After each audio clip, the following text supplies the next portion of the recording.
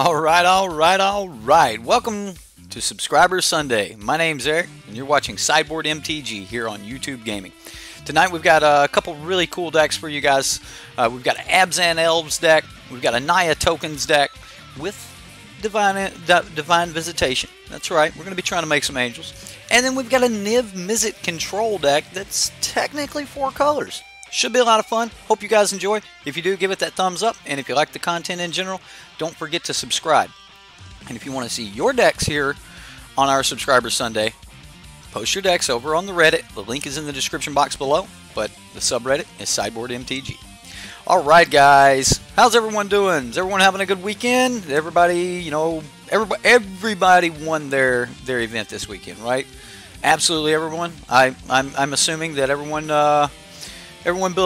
just destroyed this weekend because everyone's great, right? Actually, I've heard a lot of mixed results. We just heard that people were playing against mono red and tokens and things like that, and I've heard a lot of people talk about the Golgari decks were just everywhere, and then other people saying that it was just nothing but control. So looks like we've got a really diverse meta, and I'm enjoying it. So hopefully we'll run into some cool decks tonight. We've got some cool decks to play, and we're going to start everything out with this Abzan Tokens list here. This is a pretty cool little list, and I definitely want to give props out to all of our deck builders, everyone that posted decks on Reddit, and those of you that got your decks posted tonight, then congratulations to you guys. I think it's Zaxado, Dragon Lord, and Philboy. So we've got some pretty cool decks. So let's talk about this Abzan Elves. Abzan Elves, right? All right. So of course it's an elf deck. You can't play an elf deck without Land of War Elves. I mean, you could, but why would you, right? So 4 copies of Land of War Elves. The new elf warrior that's popping up, Pelt Collector. I kind of like this card. It's showing up in modern. It's showing up in different standard decks. The deck looks like it's a lot of fun. The card looks like it's a lot of fun to play with. There's a lot of options and things. There's even some scary moments where your opponent has to either kill this or kill the other creature on the battlefield, and it may make them actually spend their 2 to 4 mana as a removal spell on your 1 mana spell and leave the other creature up, which in most situations is probably going to be pretty nice for you. So I actually really like the Pelt Collector here. Next we've got some 4 copies of Thorn Lieutenant. Now Thorn Lieutenant's been showing up in a lot of the tokens list. Of course it's great in an elf deck. It's going to make another elf for you, which could in turn bump up your Marwyn, which Marwyn the Nurturer is just a great piece of ramp. Now, in my opinion, this is no Elvish Archdruid or anything. Of course, that could be said about the clan callers as well. But even though it's no Elvish Archdruid, it's still a lot of mana. Once you get to rolling and you get to playing your cards out, ton of mana to be had here out of Marwyn, and then you can use that mana on some really cool cards, and we'll talk about those as we get a little further up the list. Imara. Normally played in the tokens decks, but Imara is also an elf, and even though she doesn't create an elf, she's an elf, and she does give you a little bit of lifelink there. What's up, everyone? We've got a bunch of people showing up in chat here. I'll get some shout outs in a minute.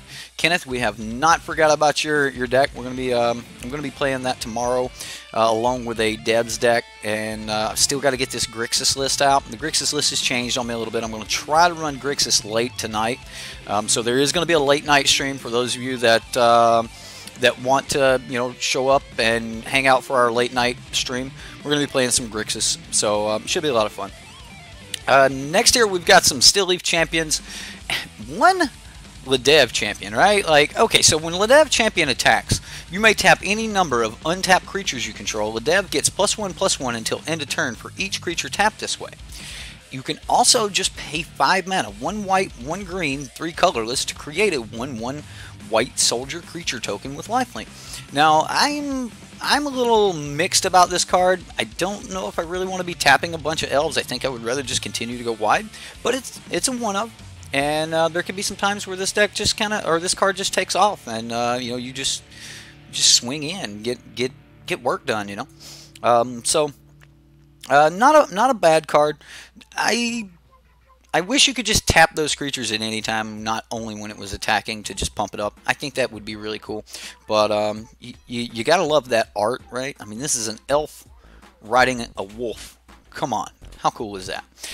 Moving on up the curve here, we do have some removal in Conclave Tribunal, and when you're placing a bunch of elves down really quick, it's not going to be very hard at all to get Conclave Tribunal online, so that it only costs maybe either 1 white or something like that. So, Beast Whisperer here, an amazing card. If you guys watch Saffron Olive's Elf Ball deck, then you know how powerful Beast Whisperer is. Beast Whisperer is, you know, great card. So, it basically, whenever you cast a creature spell, you're going to draw a card. And that's basically what it is. It is a 4-mana 2/3, but if you play this and then you play a bunch of your 2- and 1-drop creatures, you're going to draw a bunch more cards, keep playing more cards, keep playing more cards, keep drawing cards, keep playing cards. It's great. If they do not kill your Beast Whisperer, you're going to kind of run away with the game, as long as you don't get flooded with a bunch of large cards in your hand. Now, Vraska Golgari Queen showing up as a 1-of here in the main board. Really good card. We're seeing the Abrupt Decay effect on this, the -3, destroy target non-land permanent with converted mana cost 3 or less. It's actually showing up in a lot of decks across the meta, and the card is the real deal. It took a little while for me to truly understand, you know, how powerful this card is, but the card is absolutely perfect for our current meta. Dealing with those early creatures, and then of course, you know, late game allowing you to take a land that you didn't really want, and, you know, just draw a different card, gain a life. Now, it is a +2, so even if you don't sacrifice anything, you're putting a lot of loyalty back on Vraska and really making them have to deal with this before it gets out of hand. Moving on up the curve, though, we've got a plethora of other cards to be played with here. We've got some Fine Finales, really good card. I mean, if you're used to Languish, if you played back when Languish was a thing, Fine Finale is a wonderful card. And then, of course, you know, if they're removing your cards, you can always just cast Fine for 2 mana. Go grab a couple of cards back from the graveyard that you need. Great way to get your Beast Whisperers back, or even your Land of War Elves and stuff like that. So, we've also got some Assure Assembles. Assure Assemble, this one's not getting as much play as some of the other cards are, but there's an instant speed way to make 3 2/2 green and white Elf Knight creature tokens with Vigilance. That's right, Elf Knights. That's a pretty serious creature type, guys. You could just pay the 2 mana instant speed and put a 1/1 counter on target creature, and that creature will gain indestructible until end of turn. So it's a great way to protect your creatures. Also, in the late game, when you don't need to protect your creatures, it's a great way to add more threats to the battlefield.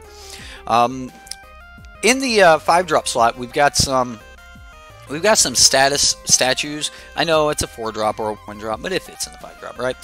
Target creature gets +1/+1 and gains Death Touch till end of turn. This would be really good if you're blocking something like a Carnage Tyrant with a Land of War Elves and you give it Death Touch. You're going to feel really good about that, even though you are going to take the 5 points of damage. I mean, that's going to be a thing, okay? 5 points because this will give your Land of War Elves +1/+1. I know, I can hear it now in the comments. But Carnage Tyrant tramples over for 6. Tristani Discordant. Now this is your Anthem effect. There's not a lot of Anthem effects other than your Elvish Clancaller in this deck. But Tristani Discordant is going to give all other creatures you control +1/+1. And when she enters the battlefield, you're instantly going to get a couple tokens. The little 1/1 white soldier creature tokens with lifelink. They're a thing. And then, of course, if your opponent has taken your creatures from you, you're going to get those back, right? So at the beginning of each end step, each player gains control of all creatures they own. So bringing someone else's creature back from the graveyard with your, what would it be? Eldest Reborn or maybe Nicol Bolas or something may not be great against Tristani. Can you imagine if they brought your Tristani back, and then at the beginning of the end step, you get your Tristani? Yeah, it would be a thing, I guess.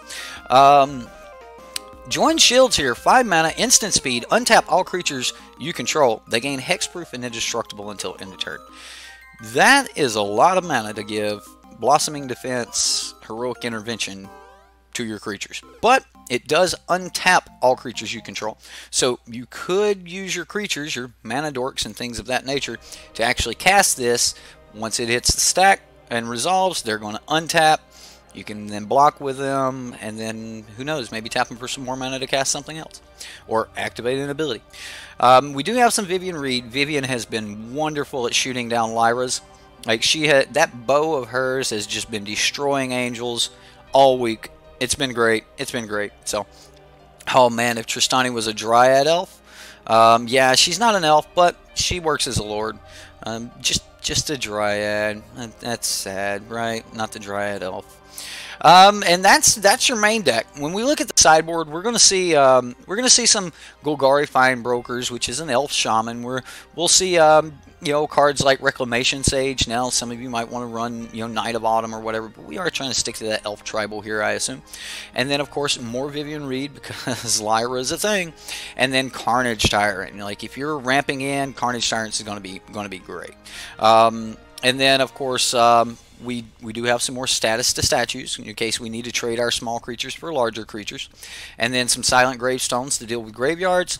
And when I got this deck list, there was only 14 cards showing in the sideboard.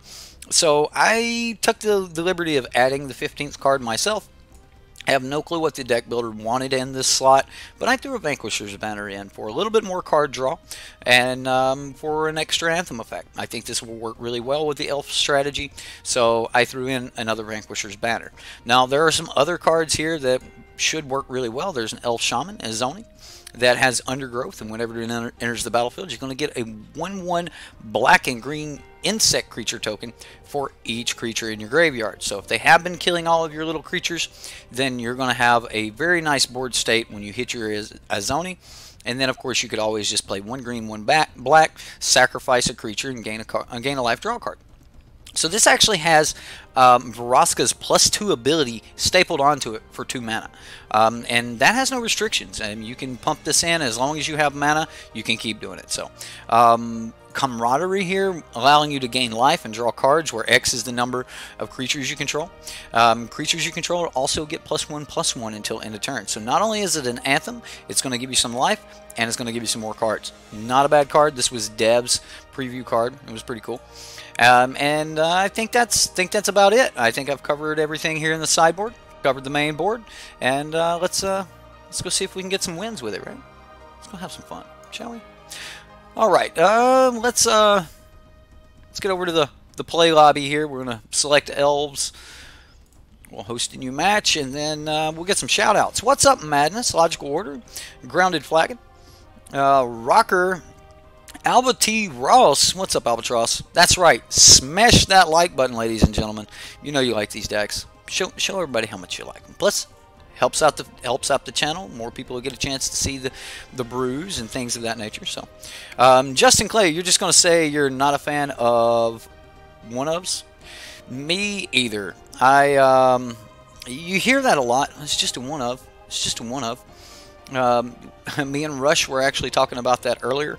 That, you know, if you're trying to be serious about a deck, there are no room for anything that doesn't 100% fit, 100% competitive. If the card is not just right on with exactly what you're trying to do, if the card's not a competitive card, and that's basically based on power level, depending on what deck it is, to say whether or not a card is competitive or not. So I'm not going to get into, you know, if this card's competitive or that card's competitive. In a vacuum, any card could be competitive.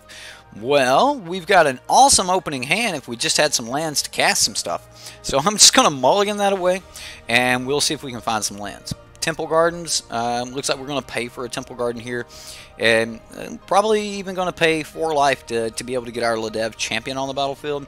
That doesn't feel 100% for me, so maybe we just pay 2 life, get Atlanta Worlds, and then turn 2 hit a Elvish Plan Caller and go from there. I'm going to keep Sure to Symbol. I don't think that's what I'm looking for here. I think I'm going to just put that on the bottom and see if we can find another land. We will be paying the life for this green mana so that we can get our Llanowar Elves on the battlefield, and we'll go from there. So, who else we got here? We've got Kenneth, the Hubs. Well, I probably butchered that. Anyway, Commander is gross. Commander decks? Sweet! We got a great turn 2 draw here. Woodland Cemetery means that we are going to be able to play our Ledev champion. And we're not going to have to pay any life for it. So, seems great to me. Now, whether or not we're really going to be doing any serious work with this Ledev champion, I don't know. So, we're only running 3 Still Leaf champions and 1 Ledev champion. It makes me think that this card was originally a 4th Still Leaf champion. And I think that's going to hit Justin Clay's I don't like one-ofs thing, because if that would have been a Still Leaf champion, first off, Light Strike wouldn't have killed it. And second off, it would have been a Still Leaf champion. I mean, Still Leaf champion, in my opinion, is much better than a Ledev champion. So, we do not need the mana for Temple Garden this turn. So what I'm going to do is I'm going to bring the Temple Garden in untapped. I'm also going to main phase my Elvish Clan Caller, and then I'm going to smack him in the face for 2. Nice little smackaroony there. Unless the card is 1, an instant win.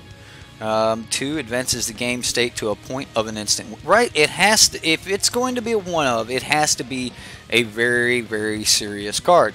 The main reason I'm bringing this in instead of the Plains is I just don't need the mana this turn. So I'm gonna try to go ahead and get in for 3 points of damage here.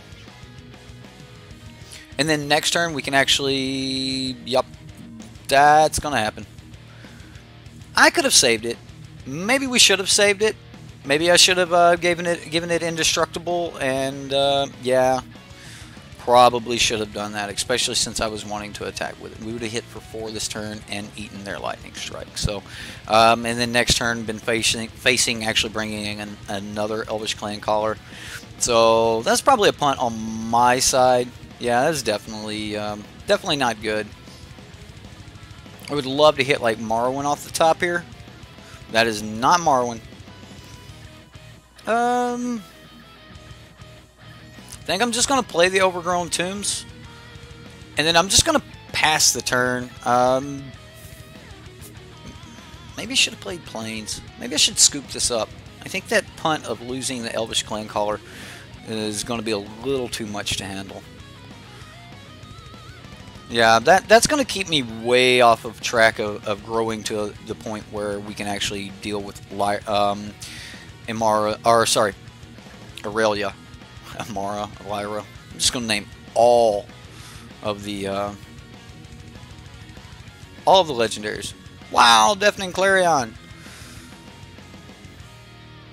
Okay. That happened. That happened.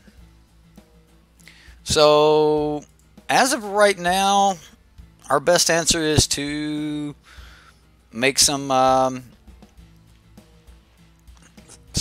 make 3 2/2 green white knights.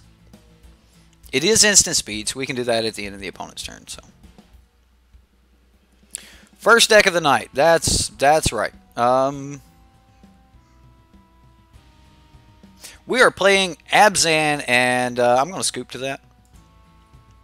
We don't come back from this.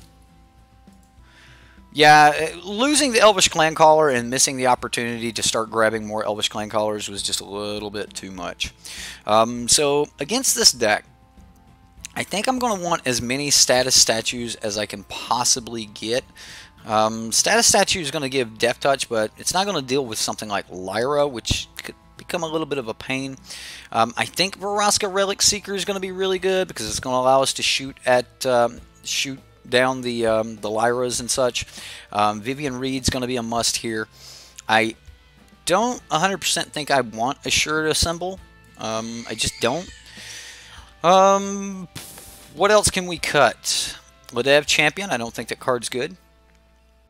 I mean, it could be good. I just don't think that it is. I don't want to pay 3 mana for a 2/2. that I don't feel like we're going to be using the abilities on, when it could have just been a Still Leaf Champion and allowed us to push a lot more power. Um, I just don't think that I want that over an extra Still Leaf Champion. So, and if you do Land of War Elves on one, that means you had a green mana to play it with. The Land of War Elves survives. The chances of having the third green mana to cast Still Leaf Champion look pretty good in this mana base. So there's not a lot of lands in this deck that do not produce green mana. So let's see, 1, 2, 3, and 4. 4 lands. One more than I would like, but with Land of War Elves it makes it a little bit easier.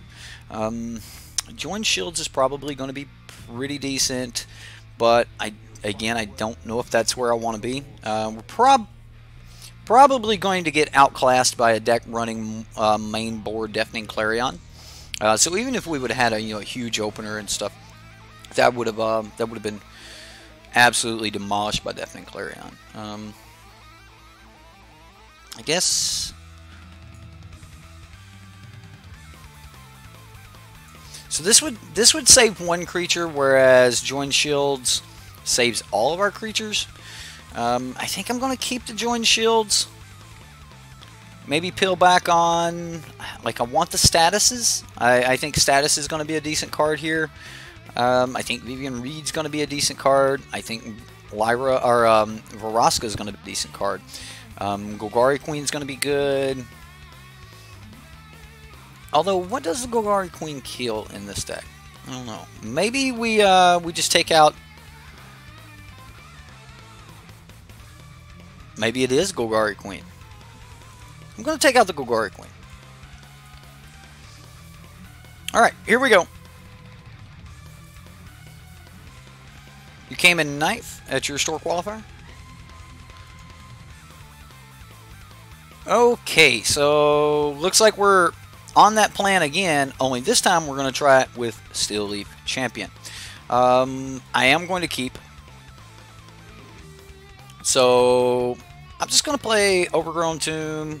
I'm going to pay the mana, play the elf, or pay the life, play the elf, and then next turn, hopefully we'll have that beautiful draw that we had last turn.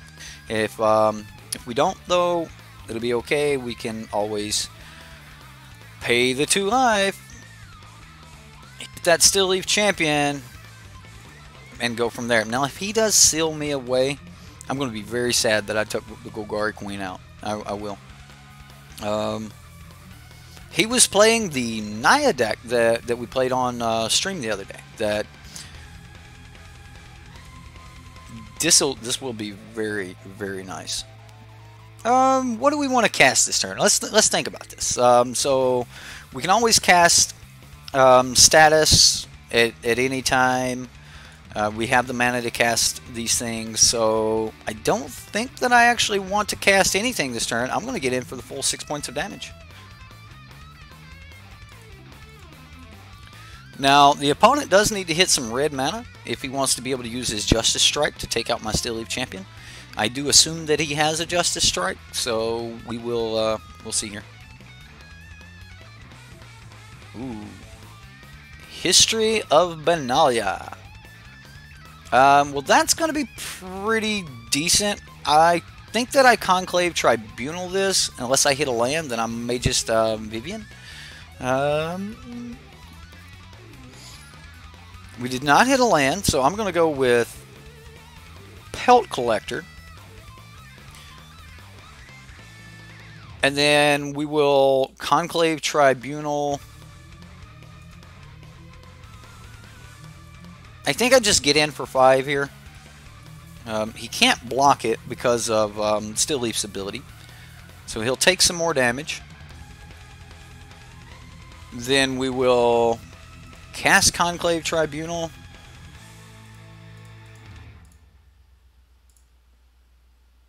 Doesn't matter how we pay for that. And deal with the History of Benalia. Now, if he does have a way to remove our History of Benalia, like if he goes tap his knight, he's actually going to scoop to that. Scoop. Just scoops to it. So, yeah. There we go. And I have a hair from my mustache that is tickling my nose and is driving me crazy. I'm sure some of you guys out there understand. So, Um, you love wrecking aggravating decks.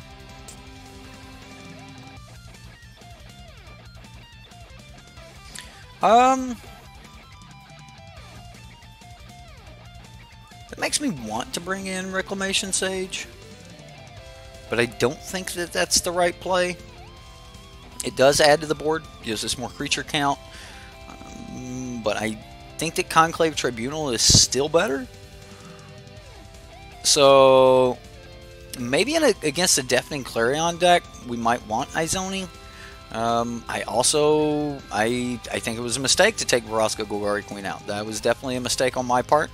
I guess maybe just one less status, and then go from there. Why Joe? Thank you for subscribing. I appreciate it.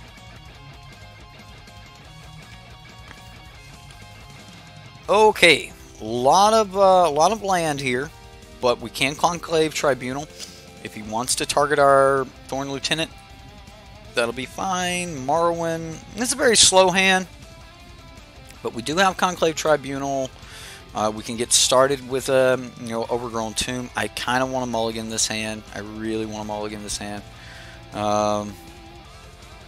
You're not cutting your hair for another 3 weeks until you get married, and your mustache is on Dirty Sanchez level. Well, you do have to get past Dirty Sanchez before you can get to something quite so lovely, right? So, anyway, everyone has that little grayness above their upper lip until they get to such sweetness of a mustache.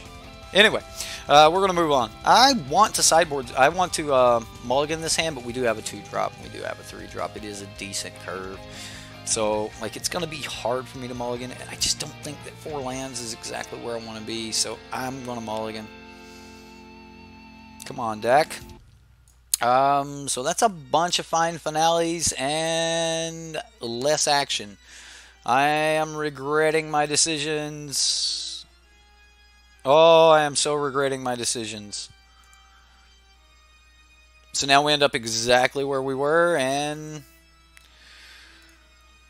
I am not paying the life. This could be okay, though. This could turn out all right. I am going to play the Thorn Lieutenant before I play the Elvish Clan Caller. Knight of Grace. Okay, so we'll go Thorn Lieutenant and pass.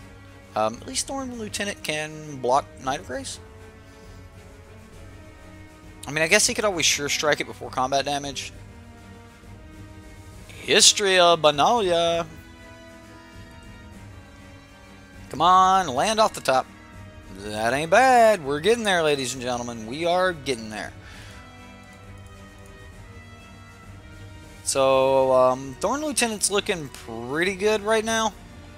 I don't think we can swing, so I mean we're probably going to have to see if we can build up for some type of alpha swing or something like that, which may or may not be plausible at all. So we'll just have to see. Resplendent Angel. I think things are about to get bad, ladies and gentlemen. I think things are about to get bad.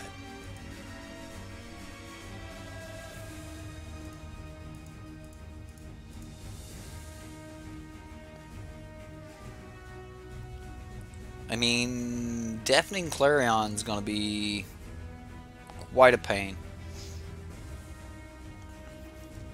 We do have some creatures that we can put in front of these knights. We will be able to deal with some of these knights here. Just going to have to see what the opponent's got. Just swinging for the 3. Wow. We held back the knights on a not Lyra. Well, we do not have the mana to cast anything, so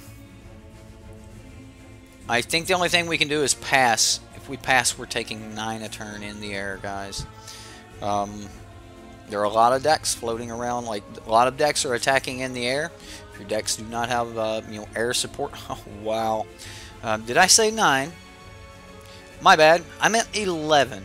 11 in the air, and it's a 22-point life swing. So, ouch, ouch, ouch. We have a board wipe. I doubt it. And that's game. Angels. Can't deal with it. No removal, so no way to deal with Angels. And there was no way that we were pushing damage that early.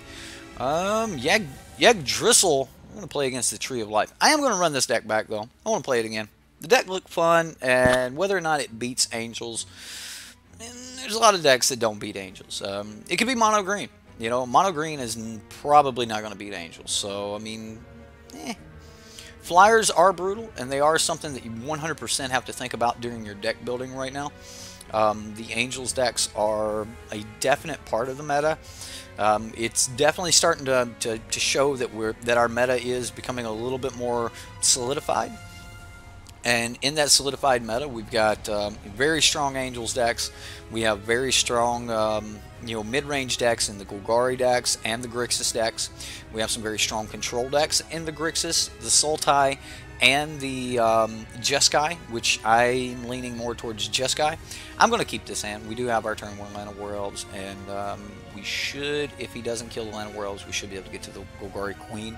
Again, we are running the Ledev Champion here in this, and also, if this would have been Steel Leaf Champion, we would have been able to cast it. So, that breaks my heart that that's not a Steel Leaf Champion. So, I just don't think there's many worlds where Ledev Champion is ever better than Steel Leaf. So, just on average, Steel Leaf is just too good. So, that one Harpoon guy is looking good right now. Yes, the Harpooner is looking very, very good. I agree. That card is looking terrific. So we could pay 2 life and swing in. I mean, we're not going to cast the Ledev Champion anyway because of the lack of white. So we know we've got to play this land. The question is do we pay the life for it? I want to say yes and then swing for 2.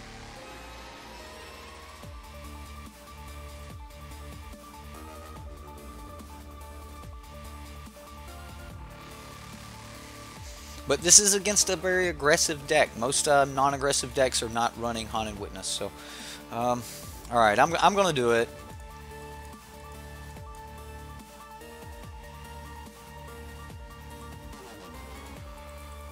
And then we'll swing. Yeah, I'm not a fan. I do not think Ledev Knight is a good Magic card.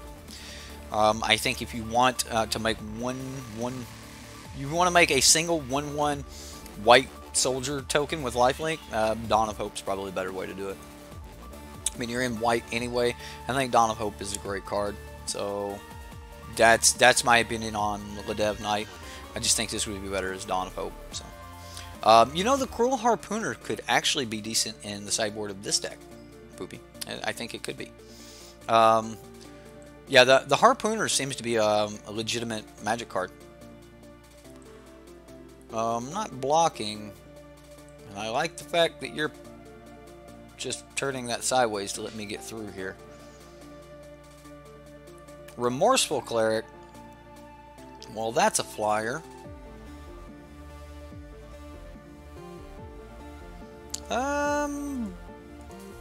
Llanowar is gonna go. Llanowar is going ham, ladies and gentlemen.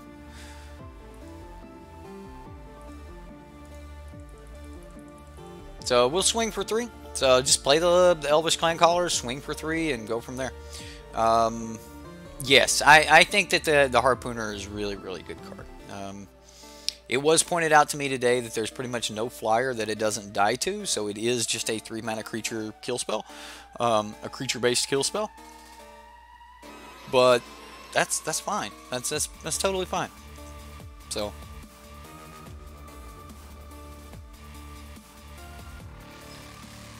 You just posted a mono blue mill deck on Reddit. Awesome. Mono blue mill. No, the Haunted Witness is going to get in again.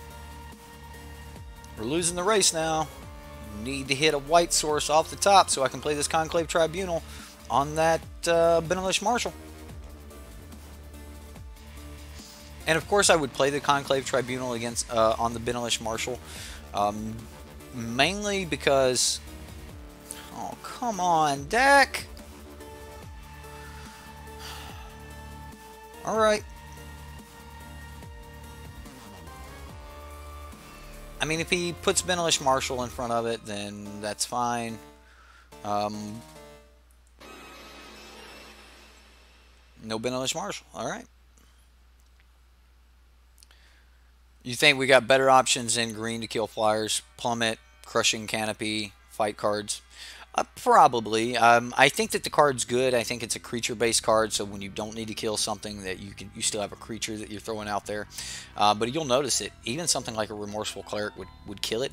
So if you are planning on using it as a kill spell, then it's definitely going to die, right? Like Thief of Sanity is going to kill it. Remorseful Cleric will kill it.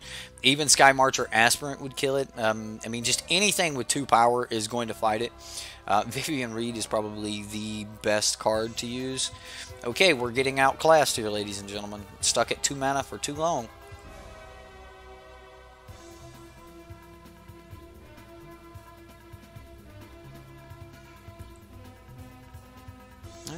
Fine Finale is not going to do us much good here. So the best thing we could possibly do would be hit enough mana to actually cast Finale. But doesn't seem to be happening, and this is not looking great. So Fine Finale would wipe the board here because once Benalish Marshal would move, now it would not. Now, oh, it would still wipe the board because once this Benalish Marshal was removed, this Benalish Marshal would also become 4 power or 0 power, and then that would, yeah, Fine Finale would still remove everything. All right, so we're taking 3, 5, 5. Yeah, we have to block, or we just die.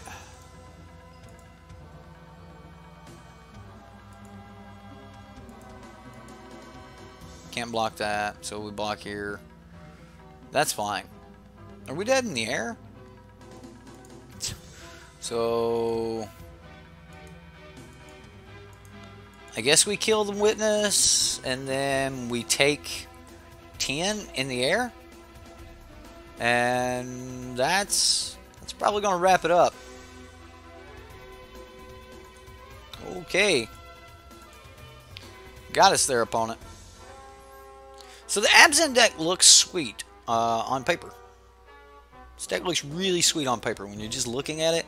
I think the major weakness in this deck is way too many non-creature spells. I get that you want some number of non-creature spells, but I don't think I want these.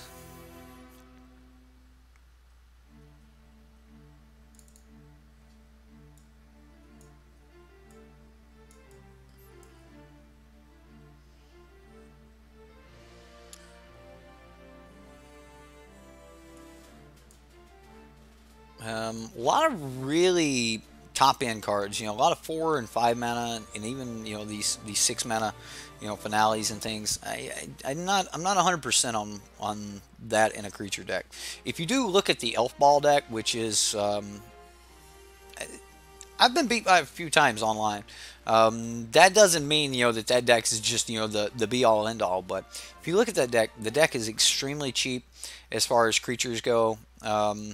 And anything that is in the side or any non-creature spell just helps add to the idea of rolling with your elves, and that's a pretty good strategy. So like Vanquisher's Banner and things of that nature. So I am going to go ahead and get my Llanowar Elf out. We can use it Elvish Clan Caller, or we can just play the Sun Petal Grove and Elvish Clan Caller from there and swing for 2.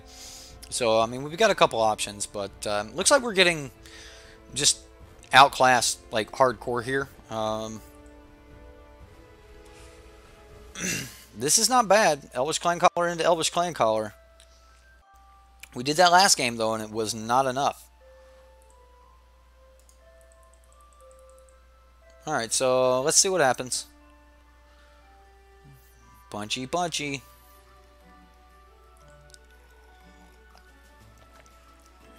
Sub Sunday is going fairly well.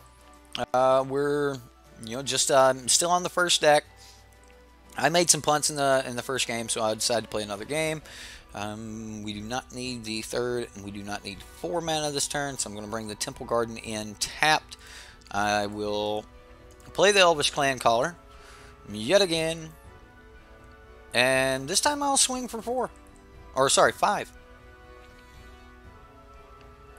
So, I mean, we're trying to push tempo here, but we're trying to, keep up with what the opponent's got going on. But I'm still worrisome. I think that something like Venerated Loxodon could come down, and that could be problematic. Dauntless Bodyguard. I assume that he's just going to call the Sky Marcher. Yeah, Sky Marcher Aspirant. That's a thing. So now we go land Tristani.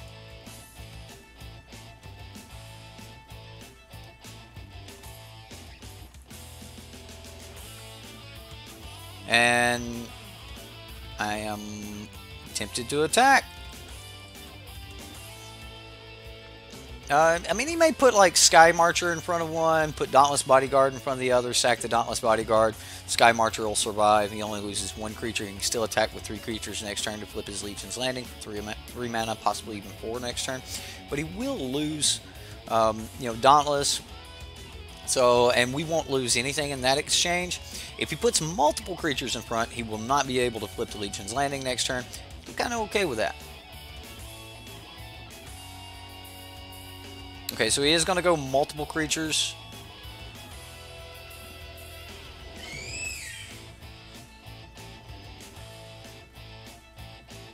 Okay.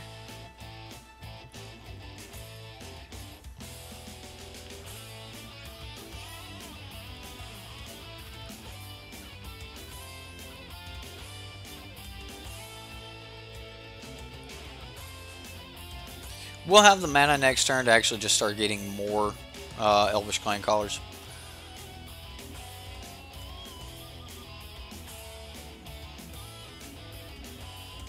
The Elves decks seem to work great when they're going off, they're firing, they're doing things. It seem to work absolutely wonderful. However, if they hiccup at all, the decks just can't keep up. What's up, Tyler?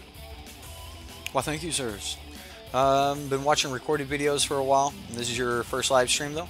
Well, Tyler, welcome to Cyborg MTG, and hope you have a lot of fun, man. We're just playing around with some brews that people have built. We've got some pretty fun brews that they should be fun anyway. Whose deck is this? Might be Rockers, or not Rockers, but Dragonlord. Jamie Wilder, what's up, sir?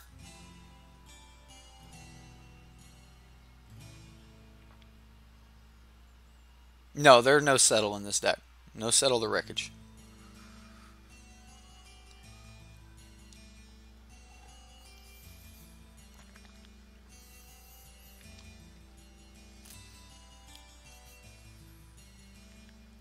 Yggdrasil, the Tree of Life.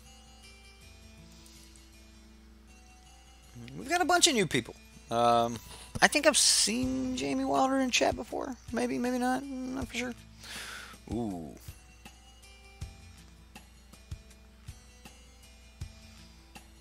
So we could just go Llanowar. No, we couldn't do Llanowar and that.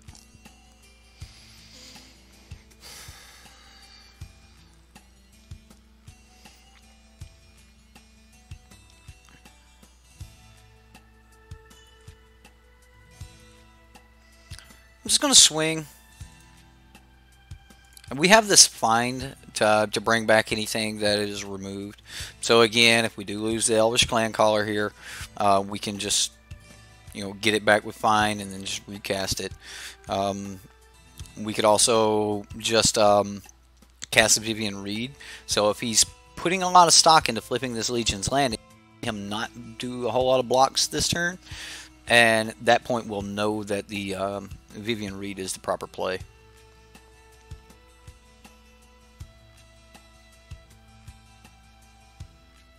That's fine.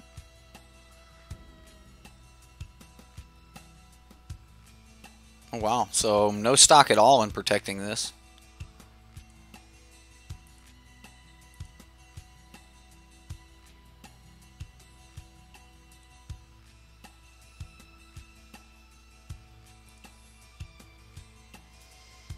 All right.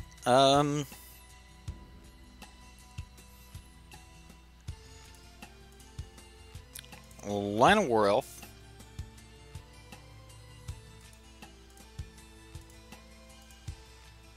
We're going to cast Find. I'm going to grab Elvish Clan Caller, Elvish Clan Caller. We'll get 2 Elvish Clan Callers back. Play Elvish Clan Caller. And pass. Give me my creatures back, opponent. Give me my creatures back. And take yours. It is indeed Dragon Lords. Awesome. Awesome. Opponent is playing around Settle. I don't know. Maybe.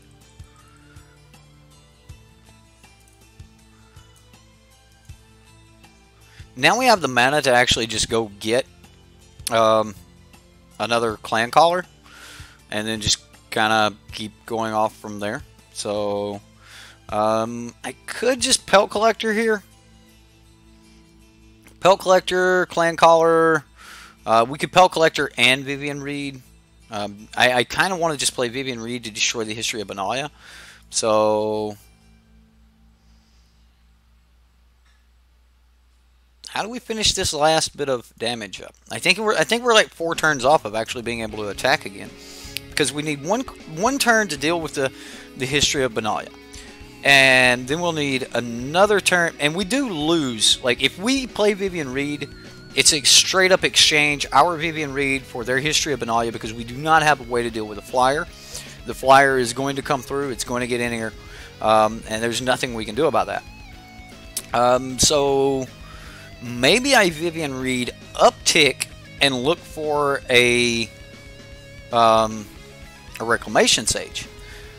Maybe we just tap Clan Caller, make a Clan Caller. Next turn, play a Clan Caller and a Pelt Collector.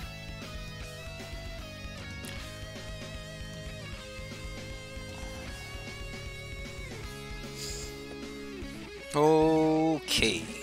Maybe I just play Pelt Collector, Clan Caller, swing. Because that would be 4/4 Land of War Elves. Yeah.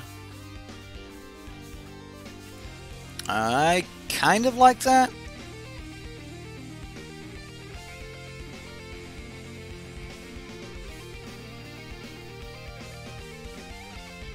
Yeah, I kind of like that. I am going to go ahead and play the Pelt Collector in case one of our Land of War Elves dies in combat. Actually, it won't help because Land of War Elves will be the same. It won't be greater than Pelt Collector. So maybe Pelt Collector is just bad. Like, everything is always Pelt Collector's size or equal to.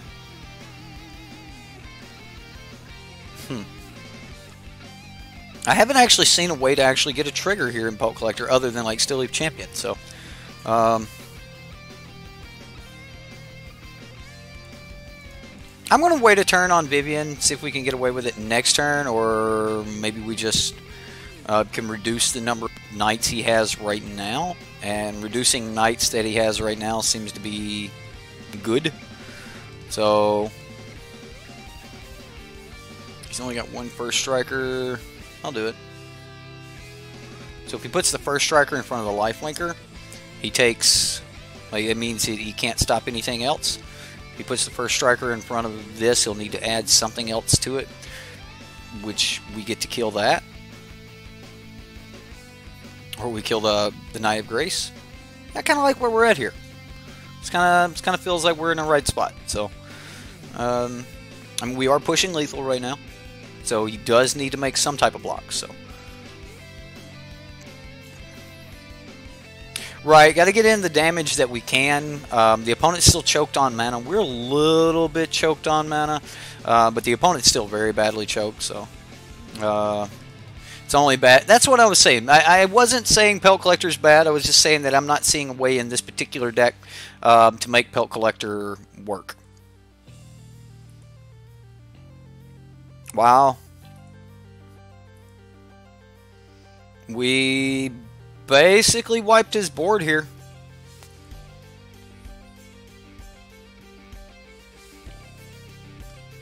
I mean, we got rid of the flyer, meaning now when we destroy the History of Benalia, we don't just instantly lose Vivien on Crackback, which is great.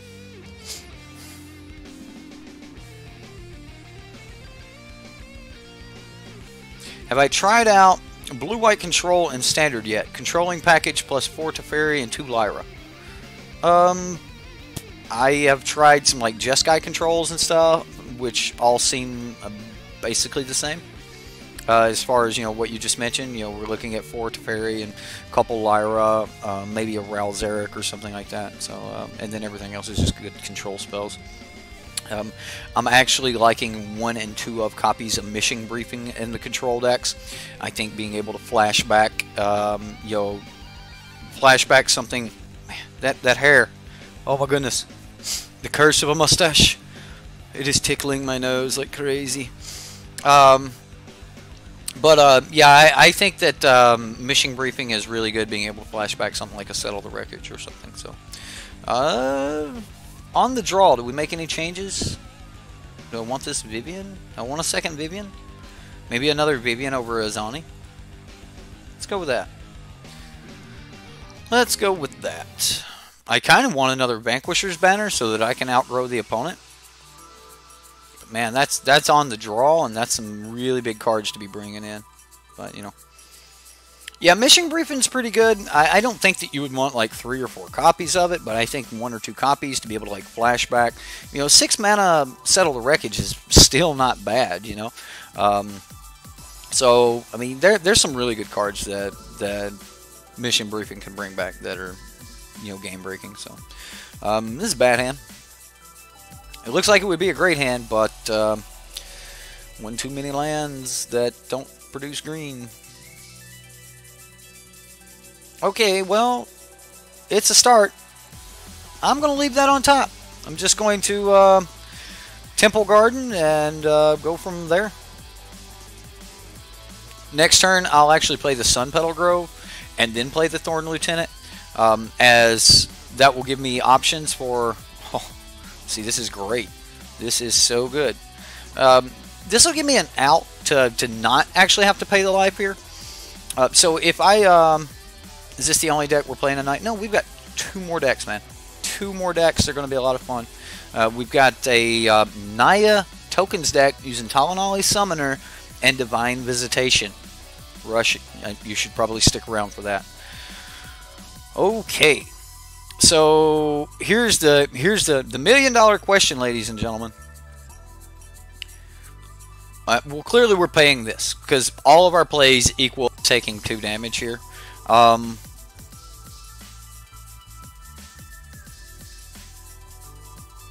think I swing.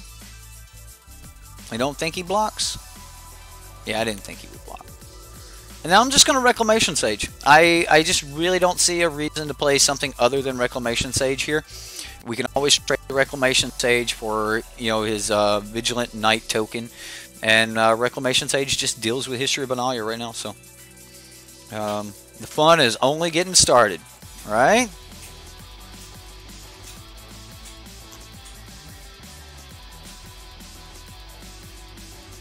Selesnya Elves next week, since you ain't doing it this week. See what you got, opponent. You got a way to pump it? You want to make the trade? Awesome. So that put it in the graveyard so we can actually use Find to get it back.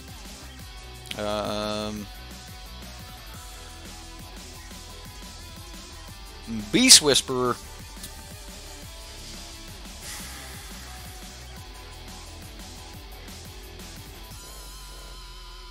I'm going to Conclave Tribunal here.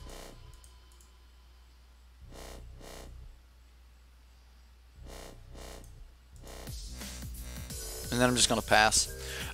So, I mean, Conclave Tribunal, great card. Yeah. Why not use Knight of Autumn? And instead, Knight of Autumn is not an elf. I think it's a human knight. If it was an elf knight, oh my goodness, it would so go in the deck. Oh no! His Conclave Tribunal taking our Conclave Tribunal, getting his History of Benalia back, giving him even more knights. Good for you, opponent. Come on, Rex Sage off the top.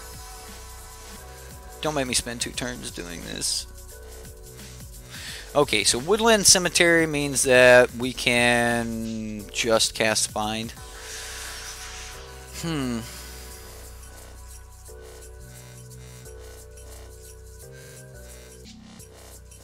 I guess we just Beast Caller, and we'll take our hit from the History of Benalia.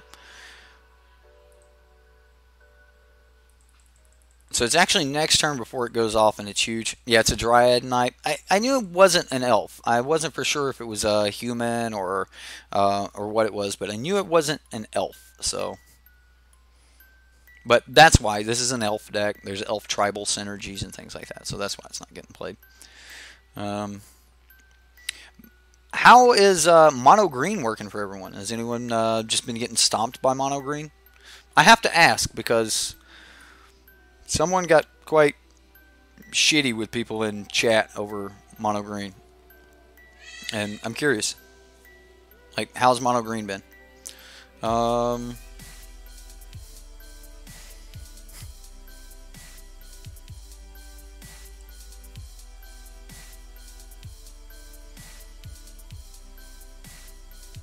Yeah, the mana in this deck is proving to be... Oh man, is this a Smiter? Or not a Loxodon Smiter, but yeah, Venerated Loxodon. Jeez.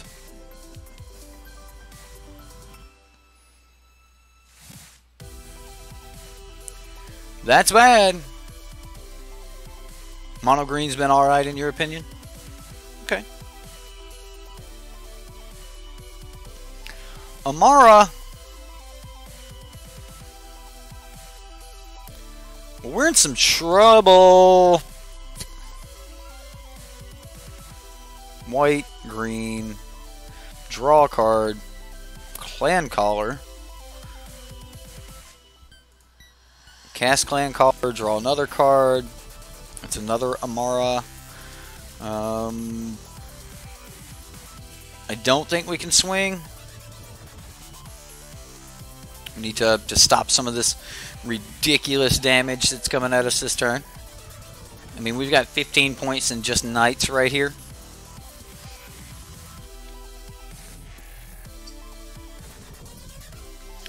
You just beat mono red twice during F&M with mono blue tempo. Oh, that's great. That's such a good feeling. Good for you. Good for you. Oh my goodness. Alright, so they're all coming. They're on the way. So this is 15 points of damage. So we've got to chump. We have got to chump. I don't think we actually get to trade anything. Blocking the Adanto Vanguard doesn't actually create anything for us on the board. This is flying, so stopping that doesn't do much. 4 power. Okay. This is bad. So we'll stop the 5 power guys. I want to say that we do this. How does that look? 4, 8, 9, 10, 11. Still dead. Okay, so we just lose all the way around on our creatures. Yeah. This is just a nightmare. Just an absolute nightmare.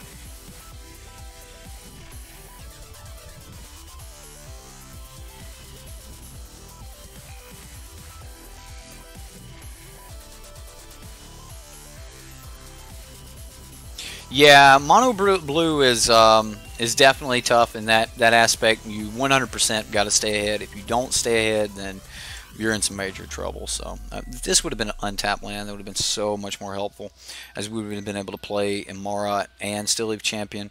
It's also possible that I should have played the Imara and then prayed for for a land that would have been untapped and then played that land instead. I am going to go ahead and play Imara. And if this is an untapped land, I'm going to feel very punished for my decision. It was not. Still feel punished for the decision because we're still more than likely about to lose to our opponent's plays here. But if we do make it through this turn, we get to wipe the board. So I don't think we make it through this turn, though. We don't have enough blockers. I mean, we're looking at block, block all the biggest things. We're still taking 9 points of damage, so GG opponent, GG. Got the land I wanted after I'd already cast some more stuff, though, so I wasn't actually punishing. It was more than one down. So that's a thing. One moment.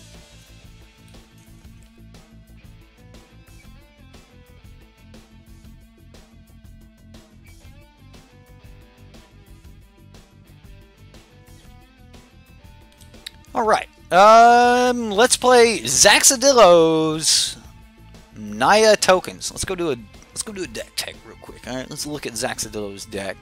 Let's see what he's got going on here. All right. So I want to start this deck tech off with 4 copies of Divine Visitation. Alright, so this is a 5-mana enchantment that the second enchantment doesn't actually do anything for you. So finding a second copy of this is going to be very bad, but we are running 4 copies of it because it looks like it's very important to the game plan. Now, the major game plan here, and if you do know anything about Divine Visitation, you know that it is a 5-mana enchantment that does absolutely nothing to the board the turn that it comes down unless you have some free way to produce tokens. Now, when we were talking about this card in spoilers and things like that, we were all talking about ways that you might be able to break this card, ways that you might be able to make some tokens enter the battlefield the turn that Divine Visitation came down. So you were actually getting some value out of this card, and looks like that's exactly what Zaxadillo has done here. He has brought those ideas that we brewed around with during spoiler season back to fruition here with his Divine Visitation tokens deck. We've got Leonin War Leader that comes down the turn before it. So that's a turn 4. You drop this down, it swings on turn 5. If you do play your Divine Visitation on turn 5, then you're going to get 2 angels. If you have a Legion War Boss, you're going to get an angel as soon as you enter combat with your Divine Visitation. So these are ways that you're going to be able to make those tokens the turn that it comes down. Now, if you are playing it late or something like that, you can always play, a Tendershoot Dryad that's going to give you an angel on their turn and an angel on your turn. So that's going to be absolutely wonderful. Now, remember, it will be an angel, so it's not going to get the benefits from Tendershoot Dryad, but Tendershoot Dryad works perfectly fine all by itself. Now, we've also got cards like Amara, and if we have created quite a few creatures, we put quite a few creatures on the battlefield, we can actually get in something like a Conclave Tribunal for free the turn that our Divine Visitation enters the battlefield. So there are some options there to use Amara for the white mana, use Legion Warboss and the token that he created on turn 3 or so. Not the one that he'll create the turn that Divine Visitation comes down, but the other turn to create. So that's 3 mana there. And then all you need is 1 other creature to be able to get in a Conclave Tribunal for full value there to make another angel with Amara. We've got cards like Legion's Landing, so just 1 mana ways to make a token. Now, if this is flipped, this is a 3 mana or a 4 mana angel. Pay 4 mana, make a 4/4 flying angel. I think I'll take it. And then here's the interesting one that I've actually never gotten a chance to look up. I am curious that... Let's read Talanali Summoner, and then I'll tell you what I'm curious about. Alright, so it's a 2-mana 1/1 that has Ascend, and when Talanali Summoner attacks, you may pay X and red. If you do, create X 1/1 red elemental creature tokens that are tapped and attacking. At the beginning of the next end step, exile those tokens unless you have the City's Blessing. I am curious if the replacement effect from Divine Visitation, which says if one or more creature tokens would be created under your control, that many 4/4 white angel creature tokens with flying and vigilance are created instead. I am very curious that if you know, at the beginning of your end step, exile those tokens unless you have the City's Blessing. I'm curious if you don't have the City's Blessing, do the angels get exiled? And I haven't really looked up the interactions between that, but will the angels fall under the clause of are they going to be tapped and attacking? Are they going to be exiled at the beginning of the end step? I'm very curious, and I think just playing the cards will be the best way to figure that out, other than probably like looking that up. Thorn Lieutenant. Thorn Lieutenant, if they target it, they could possibly give us a 4/4 angel. And then, if that wasn't enough, we're running a full play set of Entreat the Angels. I mean, March of the Multitudes. And that's what we're hoping for it to be. We're hoping for it to be an Entreat the Angels. Pay 3 mana and X, and just make a ton of angels. So, should be a lot of fun. And I'm looking forward to playing around with this deck. This should be just a blast. Now, in the sideboard here, we will see some Knight of Autumns. We'll see some Watley Radiant Champions. I think this card should be getting play in the tokens deck. We're not seeing it get play in the tokens deck, but I just think it should. We do have some ways to make some little tokens bigger, give us a little bit more haste and, you know, a little bit more action, a little more threat there in the main board here with Tajik. I'm not 100% on Tajik here, but Tajik's pretty cool. Prevent all non-combat damage that would be dealt to other creatures you control. A lot of people are sleeping on this ability that's on Tajik. Yeah, he's got haste, he's got mentor, and you can pay, you know, Boros colors to give him first strike. But he prevents all non-combat damage that would be dealt to other creatures you control. So you could Deafening Clarion right over top of your board. That's non-combat damage. You'll lose Tajik, but you won't lose anything else. Did anybody notice that? Tajik, Deafening Clarion. Seems like there might be some play there, huh? Alright, so we've got some Settle the Wreckage, we've got Shala, Voice of Plenty, more Conclave Tribunal, and then 4 copies of Johnny's Welcome to gain a little bit of life. So, it does say instead, it is a 100. It is a replacement effect, Poopy. So I'm not 100% on how to work. Is it just going to replace the effect of, you know, make 1/1 elemental tokens? Are they still going to be bound by the other rules? Like I'm just curious because we do have a period. So if you do create X 1/1 red elemental creature tokens that are tapped and attacking, period, right? So I know that that effect will be replaced. However, at the beginning of the next end step, exile those tokens unless you have the City's Blessing. I'm curious if the replacement effect will still fall under the clause of exile those tokens. So yes, we are going to be replacing the effect of 1/1 red elemental creature tokens that are tapped and attacking. I kind of think that entire line will get replaced by instead create, you know, 4/4 angel tokens with flying that vigilance. I think that entire line will get replaced, but I'm not for sure if the entire ability will be replaced or not. So I'm going to actually have to look that up. So. Yes, I do understand that if you have the City's Blessing, that's not going to matter, period. They're just not going away at all. So I'm just curious to play it, and I want to see how it works, and I'm hoping to hit that interaction. So we'll know a little bit more about how that interaction is supposed to work. So let's go find out. What am I talking for? I mean, let's just go jump into this and see if we can beat Angelic Tutor here. Angelic Tutor, if you are playing Boros Angels, Good for you. Good flavor win. But I'm going to feel bad. I'm going to feel so bad. Alright, here we go.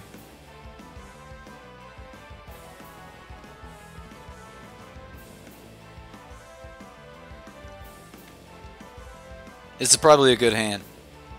No joke. This is probably a good hand. Bring in the Temple Garden and then just we have land for the next couple turns. It feels bad. But this is probably a really good hand. I'm going to keep it.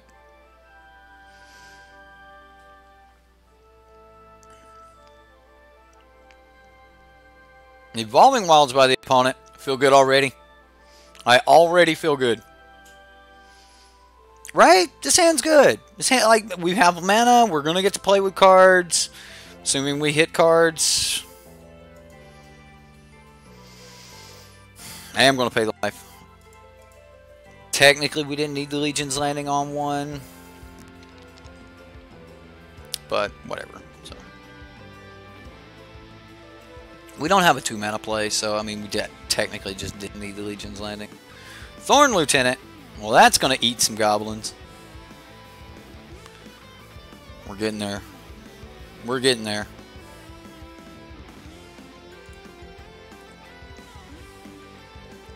Well, I'm not going to swing.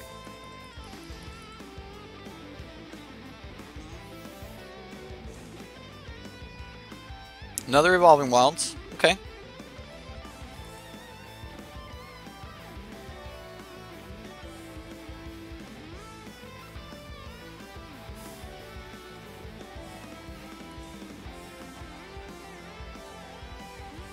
I'm not going to block either.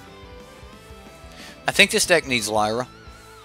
I mean, if the plan is to make a ton of angels, why don't we give those angels lifelink? Right? Oh, come on, Sacred Foundry.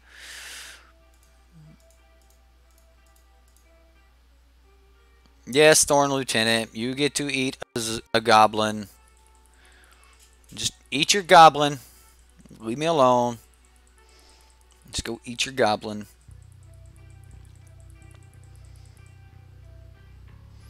Come on, non-land off the top. Let's do this. Come on, non-land. 3 Evolving Wilds for the opponent. That's got to feel great.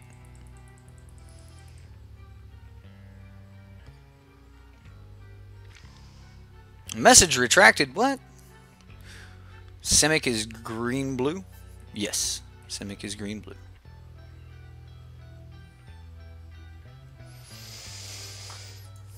It's okay.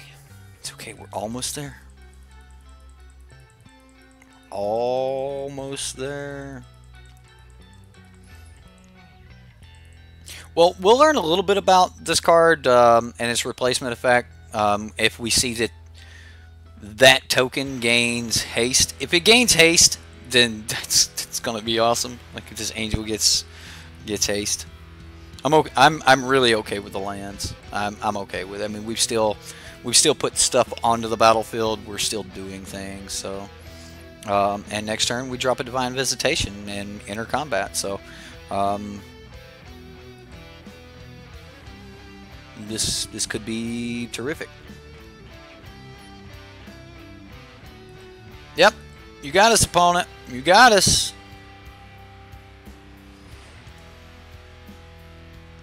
Alright, here we go. For all the marbles. The real question is, will this token, before I hit the button, do you think that this token is going to gain haste? Here we go. What happens? Attacks each combat if able, and has haste. So I am assuming that it will also be exiled if you do not have the city's blessing. So these tokens will fall under whatever clauses come after a period. We do see that it is only going to replace the clause in the period that creates, or in the sentence that creates the token. So this actually tells us quite a bit about this deck. So or quite a bit about how this is going to work and the replacement effects. So I'm pretty happy with that. Legion Warboss. Who said this does nothing the turn it comes in, right? Looked it up and apparently would exile without the city's blessing. I just learned that and I didn't look up anything. I just played it. But yeah, I was kind of expecting that, you know, that came after the period. So anything after the period would, like, you would only replace the one sentence that actually created the tokens. So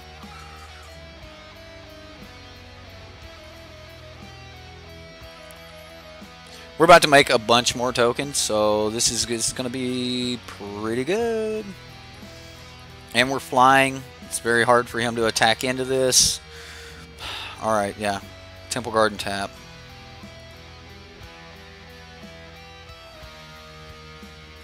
Legion's Landing. I'll keep this Legion's Landing, because why not? We'll make a 1-1. Oh, I mean a... Yeah. So this is working quite nicely. I'm going to swing with my 1-1 lifelinker here because I want to flip this Legion's Landing. So yeah, there's some justification to playing this afterwards.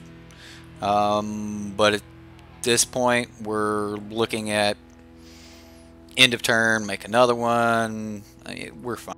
I am pretty sure we're in a pretty good spot right now. So, yeah.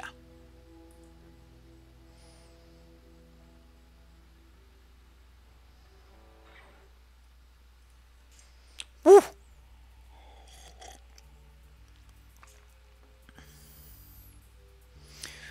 Tell me that's not in standard. You don't have a turn 2 kill in standard, right?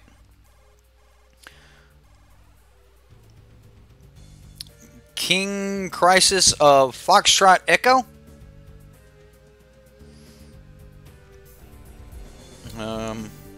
FK. King Crisis of FK. Got the city's blessing. Yeah, but we actually didn't have the city's blessing because we didn't have a sin. Like, you still have to check for a city's blessing with the sin. So I mean, yeah. What's EK? King Crisis of EK or of FK or FE? Sorry. Woof. Got this one last night. Find a way to cast Sunbird's Invocation turn 1 or 2 with cheapest goblins there. Doesn't even matter what they do. 1 mana goblins. How are you making 6 mana on turn 1 or 2? I mean, they ain't that many zero cost goblins. I don't get it. Okay, this is not turn 2. Like, I'm not seeing turn 2 anywhere in the things you're saying. I mean, if you get turn 1 goblin, turn 2 goblin, you still have 3 mana. You can sack all those goblins, play 3 more goblins. Yeah. Still not seeing a turn 1 or 2. Yeah. Alright, so what are we playing here in the sideboard? I think we bring in the Knight of Autumn. I'm going to take out Amara. I actually think Amara is probably pretty weak in this deck. I mean, she's probably like no weaker than some of the other things, but I'm just going to take out the Amara. I just want an answer to the the histories of Benalias and such. So, Conclave Tribunal might be decent. Shalab Voice of Plenty seems like it would be good. I'll actually take out a Tendershoot Dryad and a March of the Multitudes and just roll like that. Yeah, I thought Shalai might be actually pretty decent here too. Just because she, blocks really well against most of what we've seen. So with Steamkin it works. Okay, so Steamkin on 2. Experimental Frenzy or Sunbird's Invocation that dodge lands. Then you cast Garna. What? With Steamkin it still doesn't work on turn 2. So you still have to have 2 mana to cast the Steamkin. So what'd you do? Sack the Skirk Prospector and use one of your 2 lands on turn 2 to cast the Steamkin? And then you cast another Skirk Prospector and you're out of mana? You've got 1 mana available on to it? I'm not seeing it on turn 2. We cannot keep this hand. I'll mulligan. Yeah, this is keepable. We want to play with this card. I mean, I want to play with it. We do have multiple copies of it, and we can probably get it later. Although it might not be bad here. Yeah, let's put it on top. We'll keep it.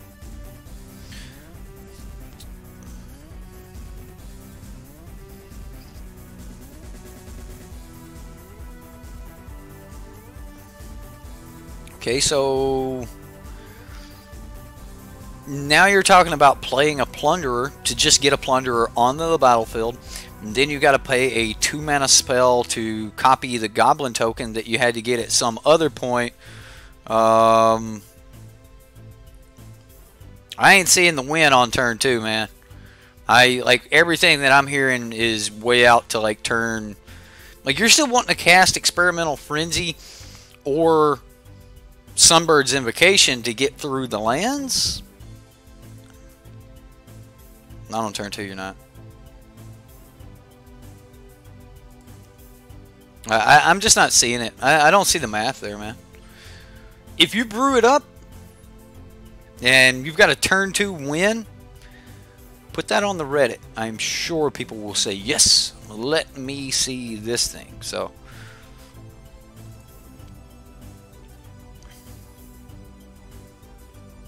I think we just play the Lieutenant here. At least Lieutenant Dan keeps Amar from swinging. I'm working on it. Well, keep working on it, Poopy. I would love to see a turn 2 win in Standard. I would love to see it, man. The math isn't looking like it's there for me, dude. I'm just not seeing the mana. Not for some of the things that you were talking about. Like, how does a turn 2 win make it through testing? Like, if there's a turn 2 win in Standard, I am going to be really mad at Wizards R&D. Which, I mean, it could be a thing. I mean, we might have it.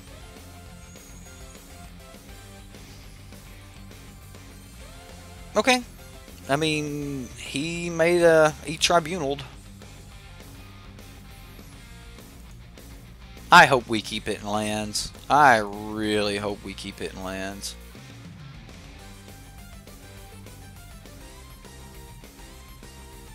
I'm just going to swing with the Goblin. If he wants to eat it with a lifelinker, that's fine. Looks like he might want to. Nope, does not. I would love to go Tindershoot Dryad pass turn and then Tindershoot Dryad again.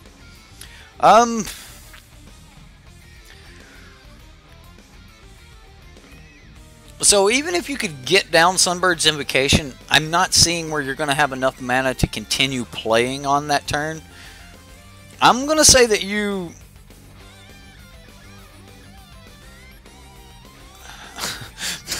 Mahoney. Welcome, Mahoney. How you doing, buddy? No, it might not have been the best couple years for R&D. I'm interested in the idea. I would love to find a way to break Experimental Frenzy even more so than it's already just a broken card as is. Personally, I think the best way to break Experimental Frenzy is just put as many really powerful 1 and 2 drop cards in the deck, period. And then it'll... you know, I would love to just see, you know, ways to break it. I really would, so... So do we want the, what do we want back? Like, I think...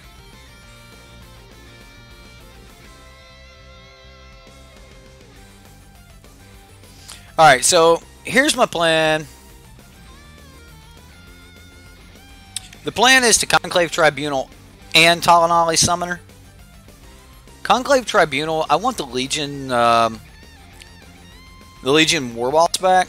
So I'm just going to Conclave Tribunal, and then I'll play the Talanali Summoner.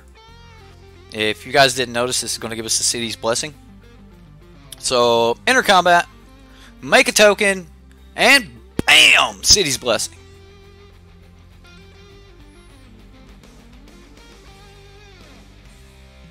Land off the top would be so sweet.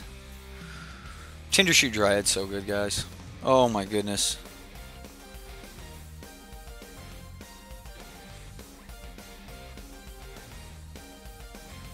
Say it with me, jank. Eric, I'm going to say that Experimental Frenzy is the real deal, man. I don't think it's jank at all. I think it is the card that is going to keep mono red in the fight. I think we're going to see less and less Kennel Fiends, or sorry, Flames of the Keld. I think we're going to see more Experimental Frenzies. I think we're going to see more mono red decks with treasure map in it. Seems like treasure map or Azor's Gateway is going to be one of the best ways that you can just cycle through a land card that is on the top of your deck. So I'm highly interested in where this goes. So I don't think that Experimental Frenzy is jank, and I think that if you underestimate the card a single turn, you're probably going to lose that game. So please, by all means, do not underestimate Experimental Frenzy. If you do see it in a deck that is just full of, you know, large creatures and things like that, then no, it may not be the greatest thing in the world. However, it could be. So, do we make 2 tokens here and just lose our Talanali Summoner? I mean, I could just swing with some goblins and flip this. Because I just really want to get this Tindershoot Dryad down. So we could just swing with Goblin. Yeah, that'll flip it. And then we can, you know, go into, you know, Tindershoot Dryad next turn, and things are... We might win this game. We might.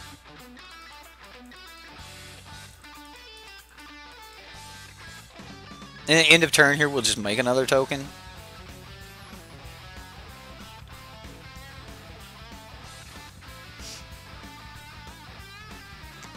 We get Tindershoot Dryad down, and then follow up with another Tindershoot Dryad. We enter Scoop phase. So,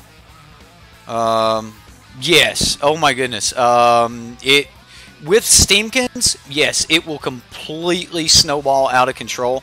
Multiple Steamkins on the battlefield at the same time, getting multiple counters, being able to eat those, use those to draw, you know, to play through more cards, use cards like Azor's Gateway and Treasure Map to continue like digging through. Because you're playing to 2 lands, right? You play the first land, you play down to the next land, and then like that land is the land that sticks you, right? Like you can't do anything about it. So if you've got a way to actually get rid of that next land, then you just keep playing your deck out. And if your deck's full of cards like Burn and things like that, it's going to be absolutely wonderful. It's going to be wonderful. Frenzy is Frenzy's man. It's a good card. It's a good card. Chat got away from me. I cannot keep up with everything that's going on in chat there. All right, I'm going to go ahead and make a token.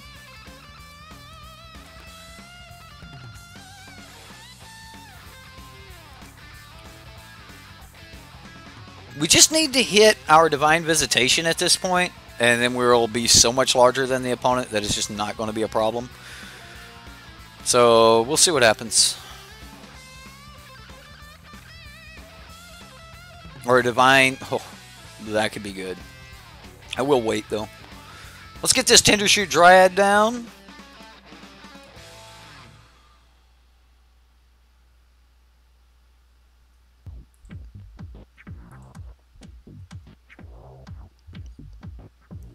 We have the City's Blessing.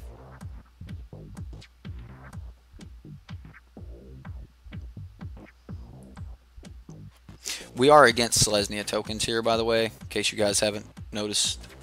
This is the Selesnya tokens deck. I haven't seen a single card out of place yet, so I can't say that this is a jank version of Selesnya tokens. The deck seems to be the real deal. We are the jank version of tokens. However, our jank's looking pretty strong.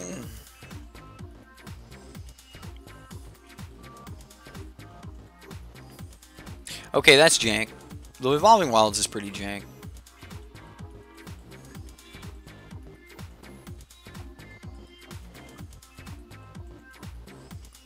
Shieldmare, gain your 3 life. Our red dudes aren't going to block.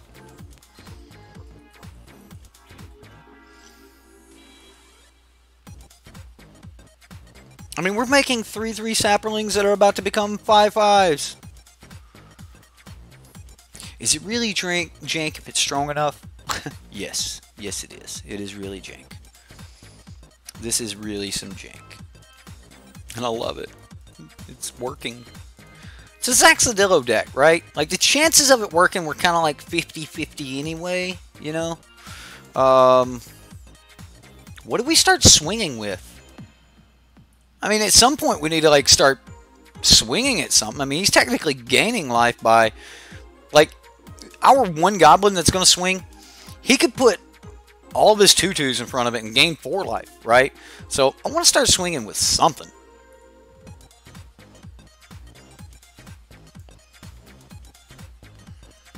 Yeah, let's do this.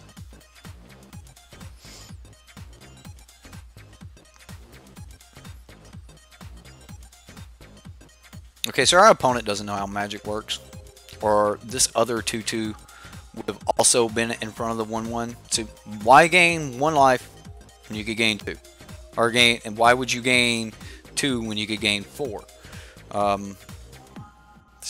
I don't think he's worried about some type of pump spell or something like that. I think he just doesn't realize that he could be putting the deficit between, you know, our life total and his life total, you know, at a... It'd have been much different. My God, I want to just cast this and treat the angels, but we don't have the other half of it. It'd be a miracle if we top decked it. Whatever. I tried. I thought it was funny. Some of you laughed.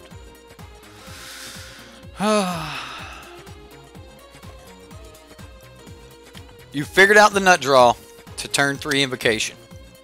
Okay, but that was not what he said. He said at a turn 1 or 2 win.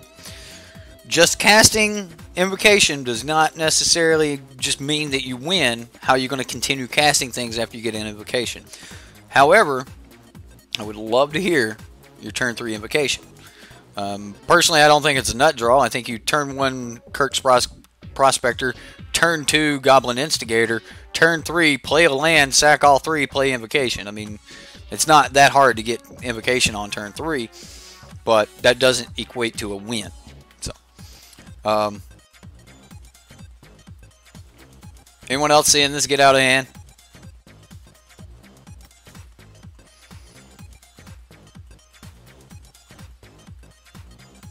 So Wayward Swordtooth, I mean, how are you going to get that? I mean, that's going to eat all your mana on turn 2 if you, like, Land of War Elves get it on turn 2. So I don't know. Like, I'm about to just use this March of Multitudes here. I'll wait. I'll wait, because right now we're swinging with 4 5/5s and a little 1/1.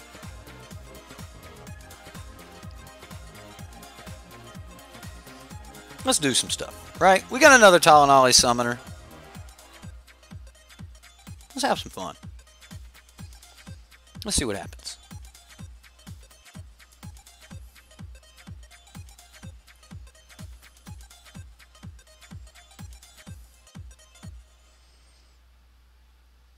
One, 2, 3, 4, 5, 6, 7.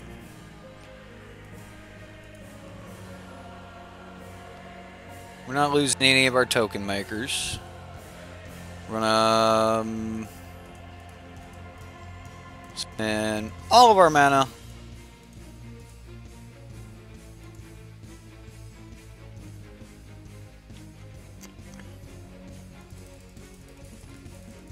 Make a bunch more tokens. Okay. 5 more tokens. Tapped and attacking. Let's go. Oh, settle the wreckage me and thin my deck. Do it. Yeah. Oh, yeah. Oh, we would love to use this ability. So we're going to grab all of the basic lands left in the deck.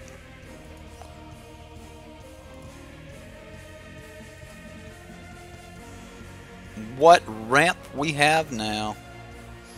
And then we'll pass turn. So I'm okay with that. That's fine. That's so fine. So make 2 more 5/5s. Like, at this point, we're making so many dudes that settle was not that scary. It just wasn't. It just wasn't.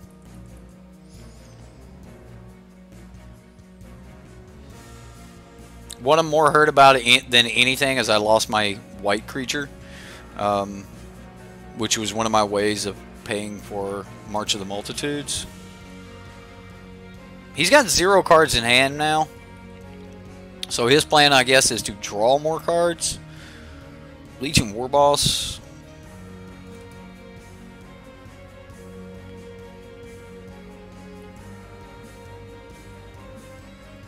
So now we're making multiple goblins per turn.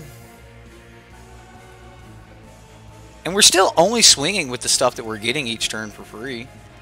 I mean, we're not having to do a lot to add to the board here.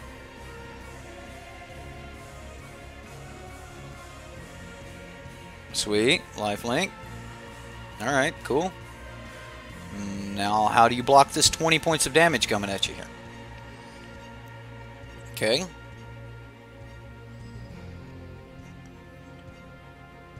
I mean, we're slowly, like, refilling our hand because we're not having to add much to the board. I'm going to make some Abzan tokens, make some more white creatures, things like that. There you go, bud. Pay 4 life, draw 2 cards. I highly recommend it. I'm going to yield to this ability because I'm not. It's not my. That's not what I'm worried about. This is going to immolate the opponent's soul.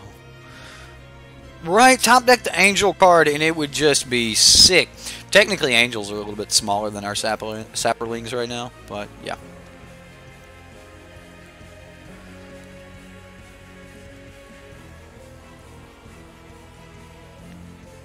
Like, next turn, he's to the point where he actually just starts losing his whole board. I mean, look at these Tindershoot Dryads just doing work. I don't even know if we need Visitation at this point. Like, Visitation makes 4/4s instead of 5/5s. This is Zaxadillo. Those of you that know Zaxadillo, yeah, he submitted this deck. He was like, look, I made a creature deck. We had talked about this deck, or the idea of Divine Visitation, and how everyone was saying, you know, the card is really, really bad because it does nothing the current turn that it comes down. We went through and we listed off pretty much every card in this deck as ways that could possibly give you, you know, advantage the turn that it came down. I didn't make a token. Darn. Punted. Oh, yeah. But, yeah, it's,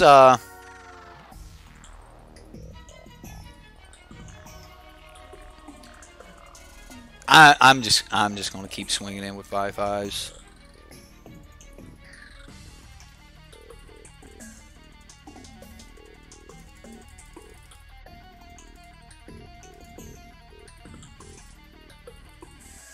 Yeah, we could do other things. Probably going to play a Talanali Summoner this turn. Uh-oh. He's going to March of the Multitudes.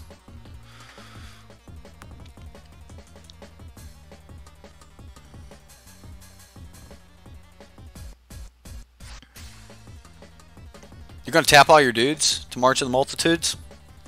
How much you marching for here, buddy? Because that's 8 5/5s coming your way. And if your plan is to make a bunch of 1/1s. Okay. Lifelink's going to get him through this turn, but just barely.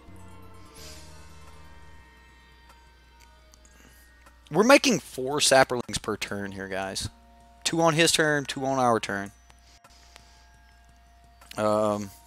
Yeah, but we were basically talking about like how you would make.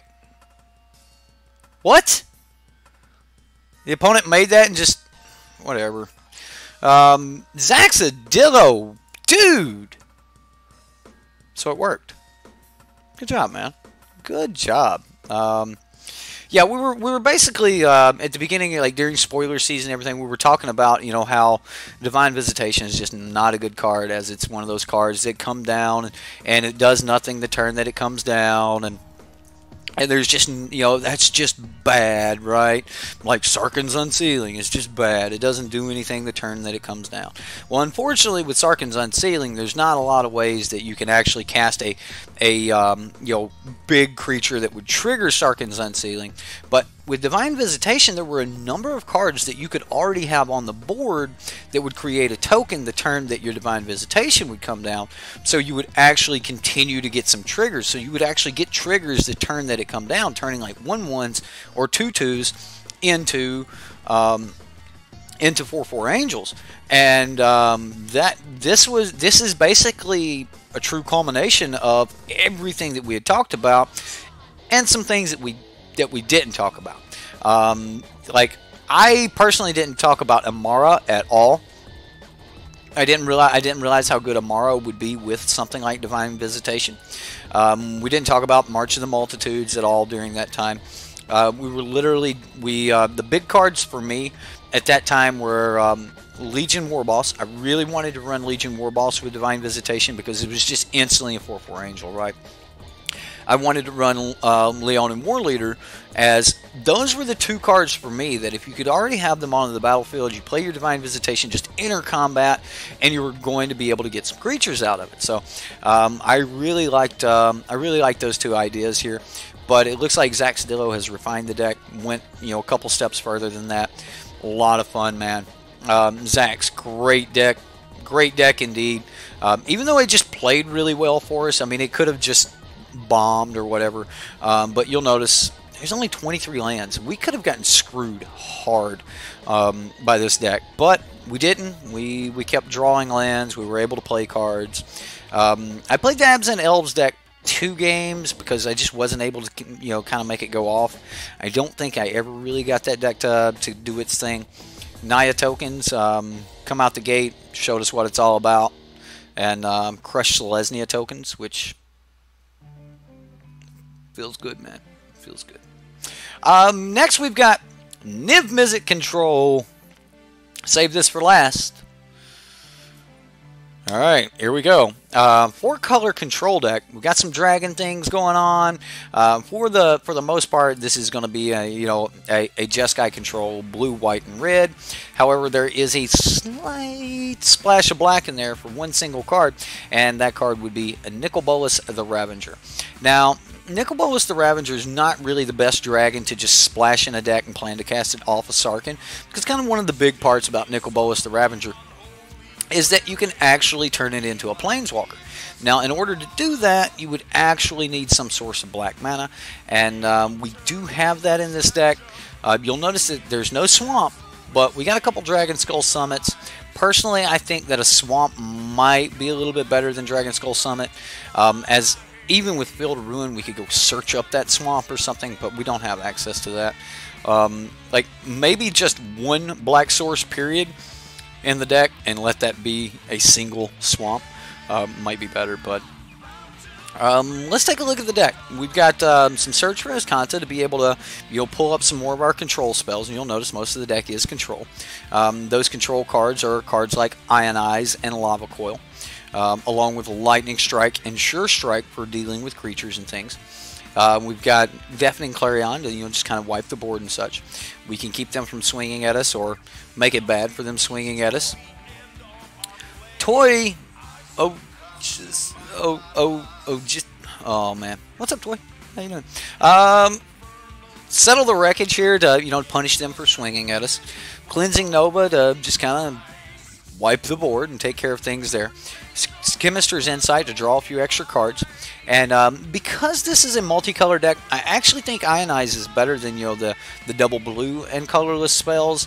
You know, like Cancel and the different effects of Cancel, like Surveillance. What's it called? Oh, Sinister Sabotage. There we go. I don't know why I said Surveillance. So I actually think Ionize fits in these multicolor decks a little bit better than Sinister Sabotage. So, but the big game plan here is let's play a turn 3 Sarkhan and then hit a turn 4 Niv-Mizzet. Niv-Mizzet's a good card. We hit this on turn 4, follow it up on turn 5 with a Teferi, and man, we have hit a curve, right? So yeah, that's what this deck's all about. I agree. I think that Nikki B is worth the splash. I just think that the 1 black mana that we should have in the deck would be a swamp, and then we could always just Field of Ruin, you know, the opponent's card, and then go get our swamp if we wanted to. You know, that's fine. That's fine. I mean, we've got 3 sources. If all goes well, we'll be, you know, using Teferi, digging through our deck, and then we can probably get to it. Should be a lot of fun.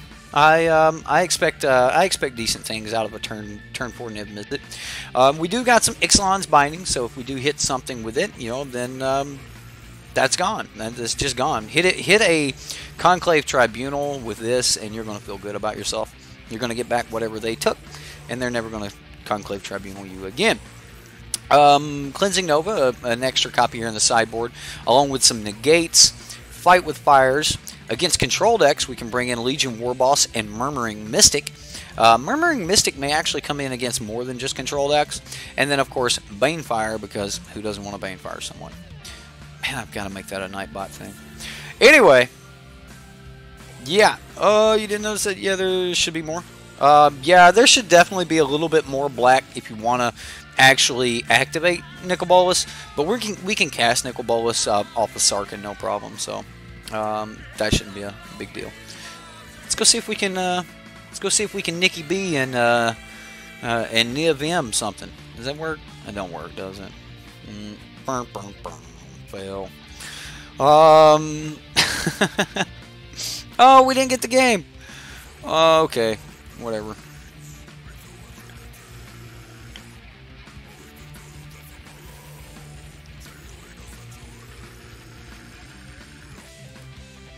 Here we go. Bobby's 14. Well, good for you, Bobby. We got our black mana. We don't have any red mana. There's plenty of red in the deck, plenty of white in the deck. As of right now, though, with this hand, we cannot cast anything in our hand except for Chemist's Insight. However, I don't actually think this is a bad hand, though. I'm going to keep and hope that I draw a red source. A Boros land would be wonderful. Yeah, wonderful. Alright, let's just start with an island. Let our opponent know he's playing against a blue... Oh, man, we're playing against a blue deck. We're blue-black. Yeah, we're a blue-black deck. That's what we are. Oh, there's a search for Azcanta. We got there. We got there, ladies and gentlemen.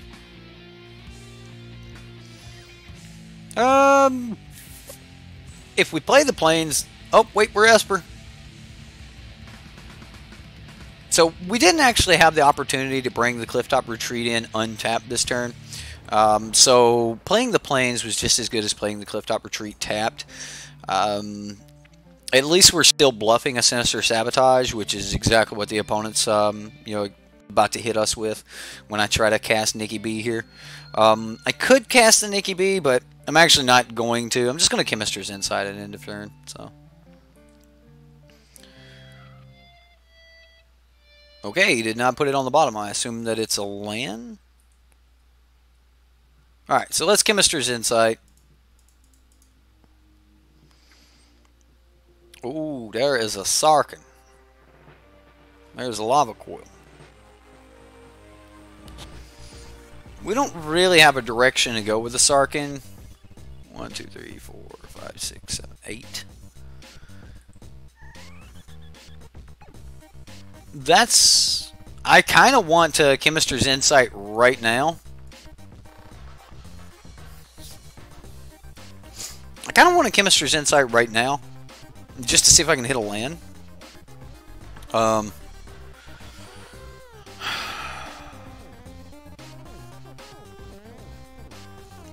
But we could also just, like, drop the Lava Coil, or drop a Settle the Wreckage, and Chemist's Insight at the end of turn. I mean, we've got Ionize up, things like that. Next turn is his Teferi turn, so I'm just going to pass and drop Lava Coil. Wrath?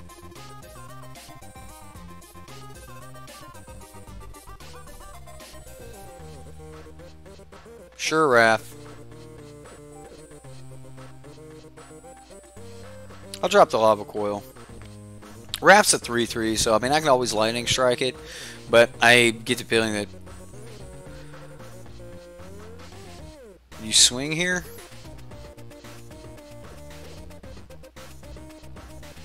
Sure. So at least if we kill Wrath in his end step and he flashes in his Teferi. So if he flashes into Teferi here, then at least he didn't get to uptick the Teferi. Oh, it's a Karn. Okay.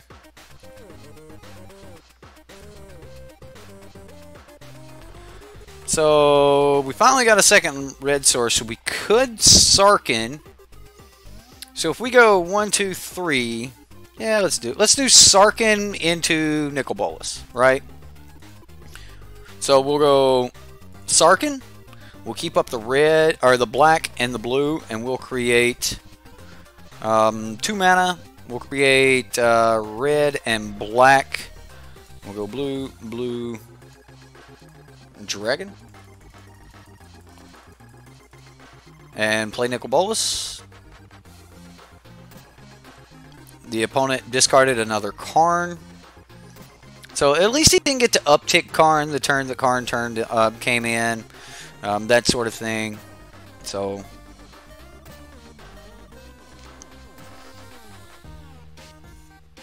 I hated tapping out right there, but yeah. Looks like an Azor mid-range deck. Looks like it's historic. Looks like it's just a historic deck. So, what's up, Dustin? How you doing, man? Welcome to the stream. Yeah, the double red on Sarkin was rough, but we did hit the mountain, which was great. So, just in good timing too. I mean, we got to like, if we were going to tap out, I think that was a really good turn to really to tap out. We put 2 really good threats onto the battlefield, and then we can kind of go from there. So,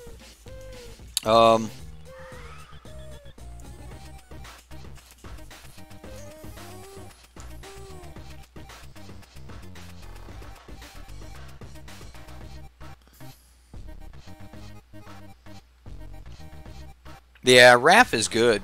Wrath giving you, ooh, well, you can have the land, and we'll exile the Teferi.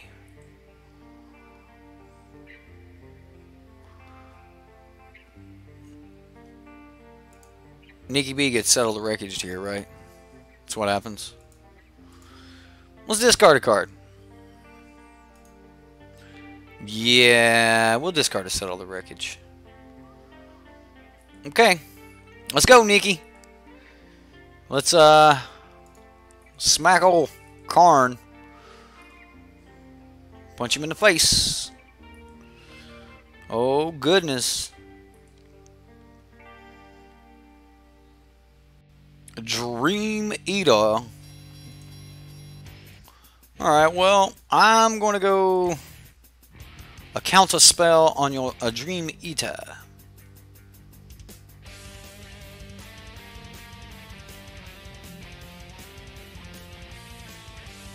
I ain't gonna lie, guys. This is looking pretty good.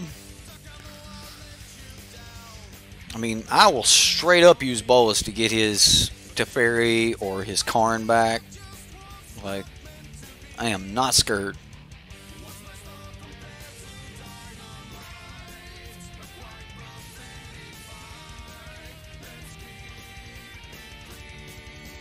Like, if we fight over a Teferi here,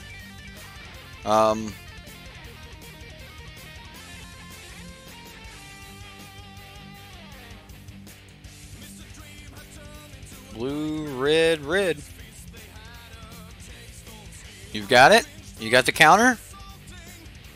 Syncopate for 1, okay. Nope, we can't pay for it. So does Teferi down tick and tuck? He does tuck Nikki B.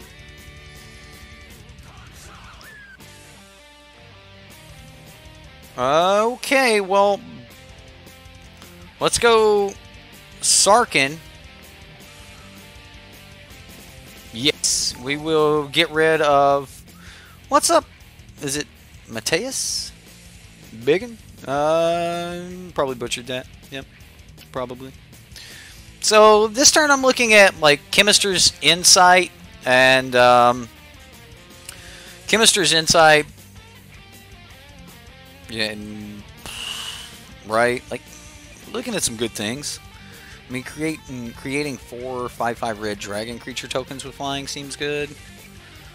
4 5/5s. That's 20 points of damage. You know.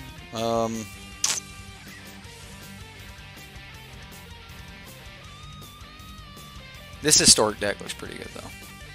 You can have the land.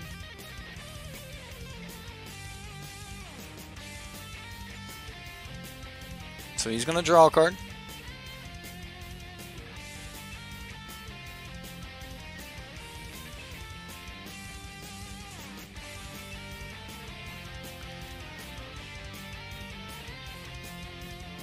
Ooh, what do we got here for 6 mana? Ionize?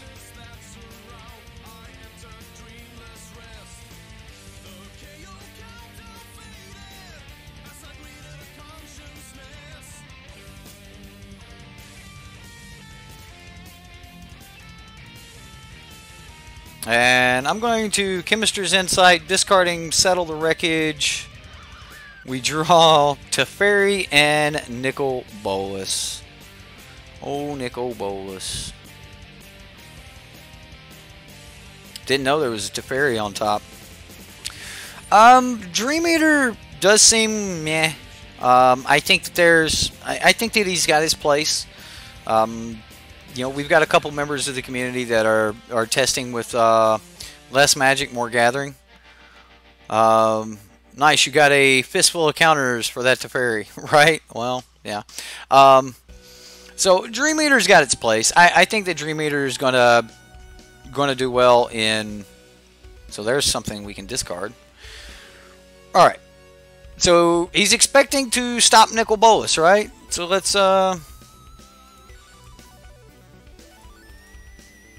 a Teferi. Oh wow.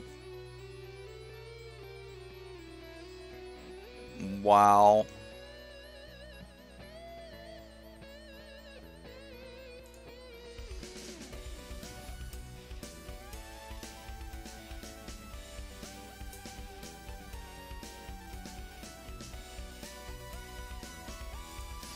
I'm actually going to put Karn, and then I'm going to give myself blue, black, so red, blue, Nicol Bolas.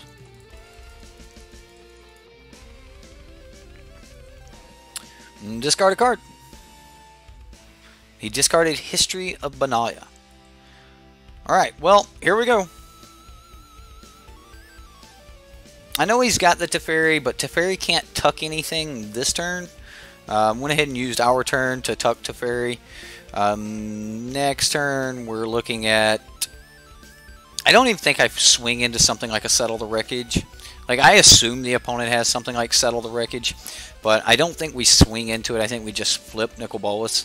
And at that point, we've got 3 Planeswalkers. So, right now, we're in the middle of a Planeswalker versus Planeswalker battle. And... I think Nicol Bolas wins most of those. Okay, so he just had another Karn. Alright. That's fair. Treasure Map or History of Benaya? Which one can we do with? You can have the Treasure Map.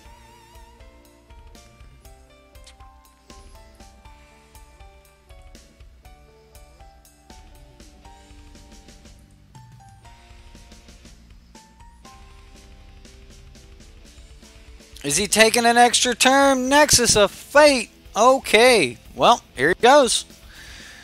I knew that that was kind of coming as soon as I seen, you know, Karn's Temporal Summoning. I kind of figured we were doing like a Nexus of Fate deck, something like that. He might get away from us here. Dies to Worldfire. Dies to 3 shocks. Right? Everything dies to something, so. Dies to Dismember. Are y'all just listing out all the ways that Dream Eater's bad? Yeah.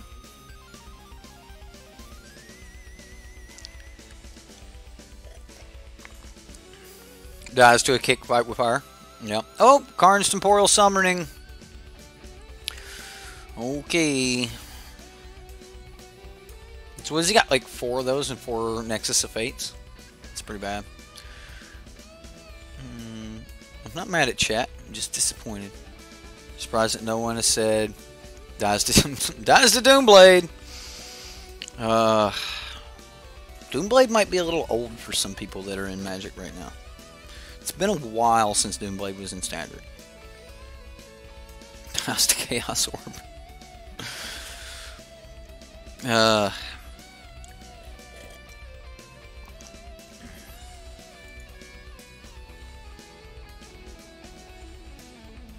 So I think you just down-tick Karn here and grab another Karn's Temporal Summoning, right? Oh no, that one's Exile. He did down-tick Karn and grab a Karn's Temporal Summoning.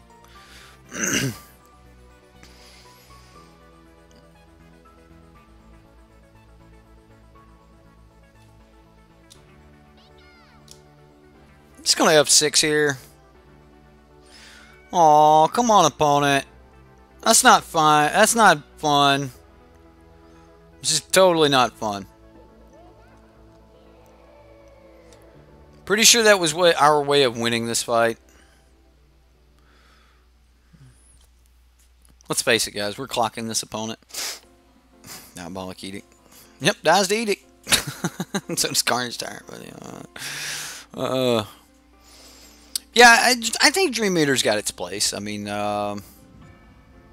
it's a tragic slip, Kenneth. Tragic slip.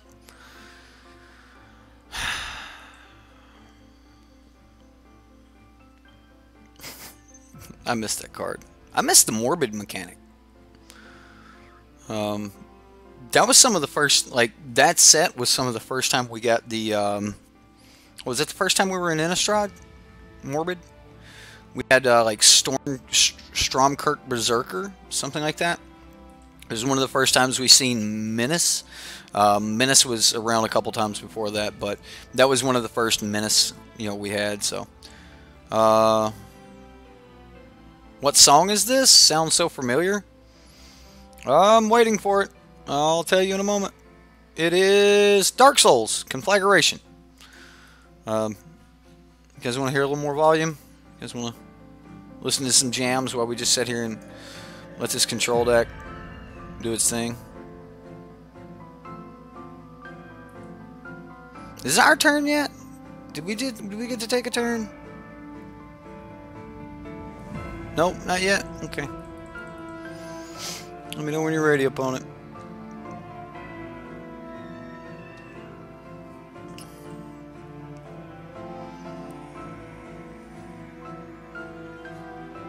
Wow, swinging at us. What a brave lad. History of Naya.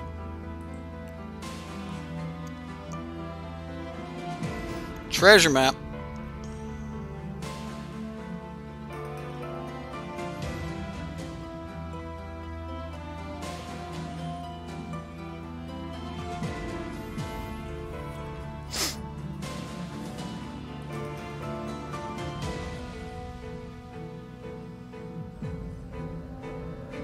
Search for his content.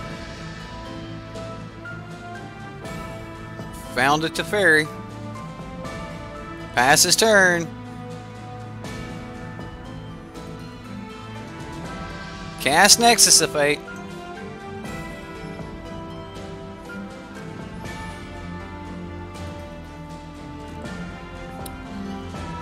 Okay, opponent.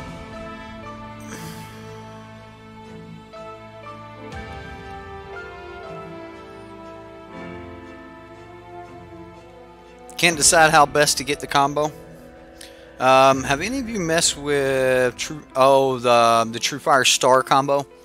Yeah.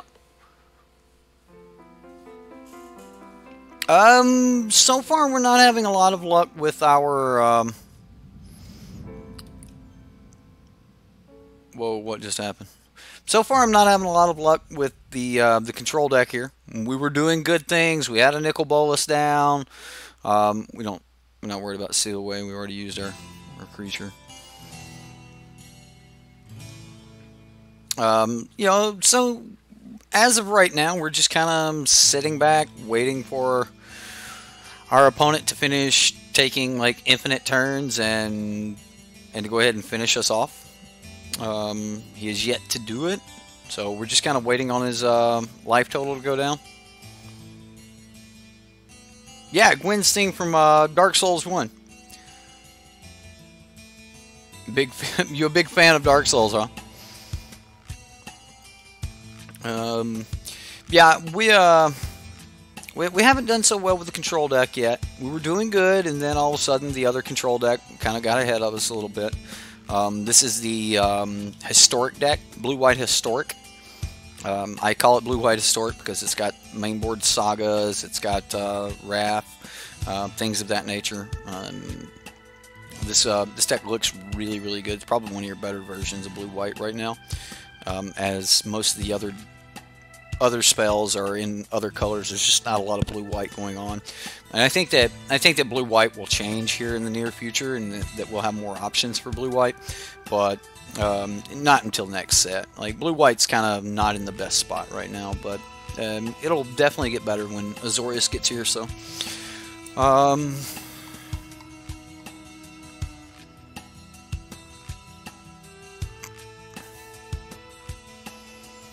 okay. So against control,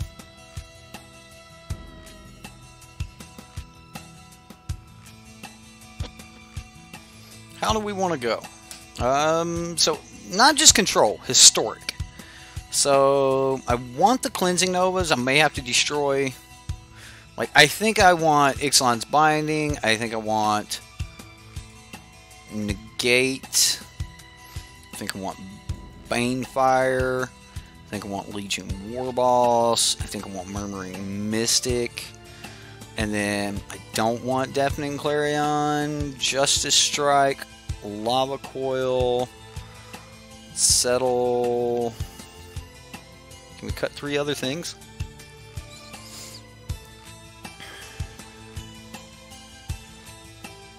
Kind of don't think I'm ever going to be able to get the Nicol Bolas off. Maybe. Okay, so maybe not Cleansing Nova, and we'll just go with the Ixalan's Binding for that side of it.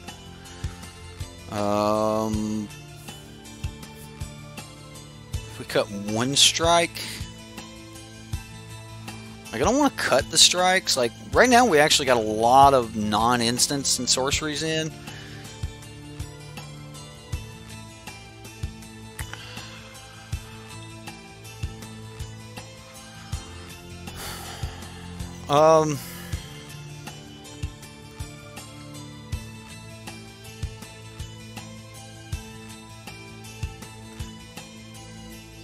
I don't think we cut Sarkin. I don't think we cut Niv. But maybe we do. Maybe it's just cut 1 lightning strike, right? If we cut Nikki B, how are we supposed to win? This is the real win con. Nikki B is secondary. Yeah, I think it's 1 Sarkin. Yeah. Let's roll like that. Cut an Azcanta against a control deck. Control versus control matchup, and you want to cut an Azcanta. I just can't get behind it. I don't think that's right. I don't like 3 Azcantas anyway, but I don't know if that's the right way to go. I'm going to keep this hand because, again, this is probably one of our best cards in a control matchup. So I'll just Steam Vents tap, pass the turn, we'll move on from there. Next turn we'll bring in the Drowned Catacombs, and then drop a Search for Azcanta before he can stop it. And then set back on Search and hope that Search finds us some lands. I think anything non-land has to go to the graveyard, so yeah, 2 Search for Azcanta is probably right, but alright, so we got a Teferi. Yep, that goes to the graveyard. It's unfortunate, right? And we didn't get there. How many lands is this control deck running? 26. That's a pretty good amount of land. That's a pretty good amount of land. Treasure map's probably going to do work here. Remember, that's historic. You could always play that at instant speed.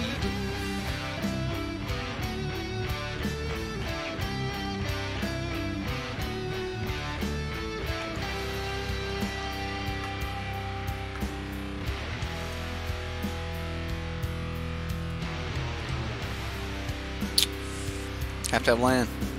We do not win this game without land. We do not win this game by missing our land drops, ladies and gentlemen. That is not how this is going to work. It was unfortunate. It is not what I wanted to see right there. But we 100% have to have lands. So it's very sad.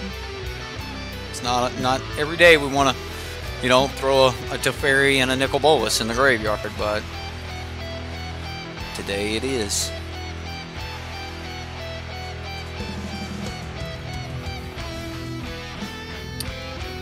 But we are hitting lands, so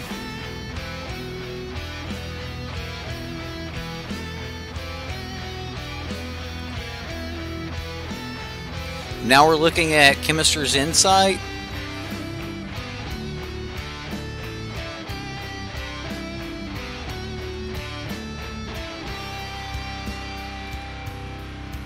The opponent's got all the mana in the world. All of it. Just all of the mana in the world, including our mana. He's got it too. Yeah. What's up, Randy? You're new in chat. Welcome. Glad you could make.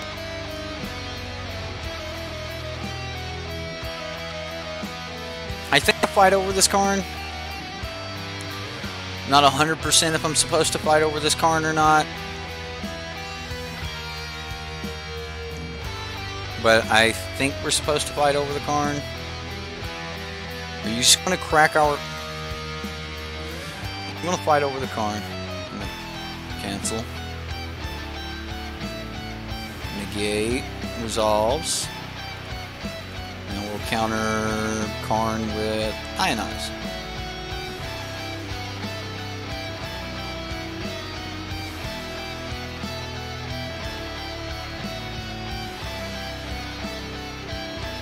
Nope.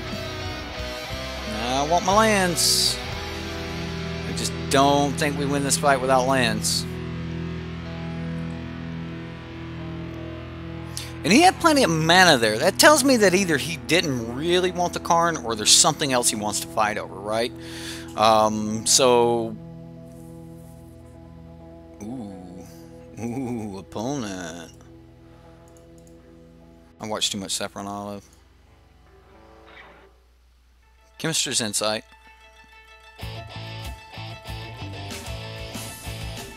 Technically, he could go Wrath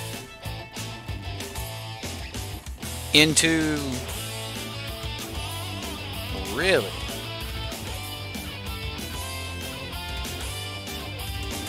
Okay, I mean... Alright, opponent. I guess that's a pretty good play. I mean, he's going to catch me shields down, play as Teferi, and that's going to be a pretty good spot for him. Alright, so Wrath. Main phasing a Wrath. Like, he could have Wrathed into Teferi last turn, but, I mean, he could also take the turn and do it now.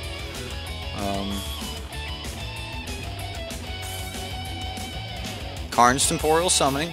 bouncing our Search for Azcanta. Take yet another turn.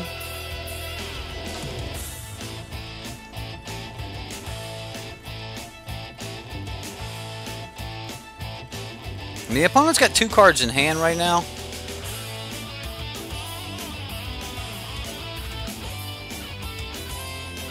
Search for Azcanta. We got a Field of Ruin that we can work on that with. This is another Nexus of Fate. Another Nexus of Fate. Alright.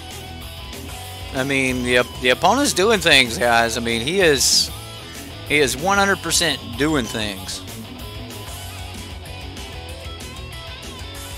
He banned a History of Benalia. Plays Treasure Map. 1 card left in hand.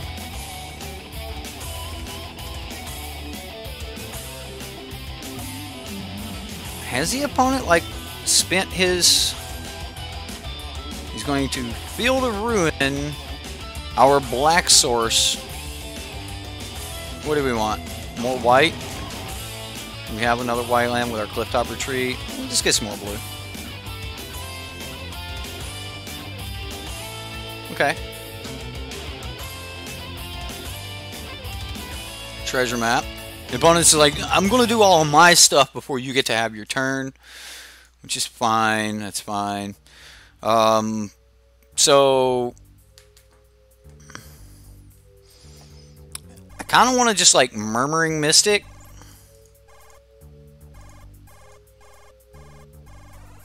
And then just hold up Ionize?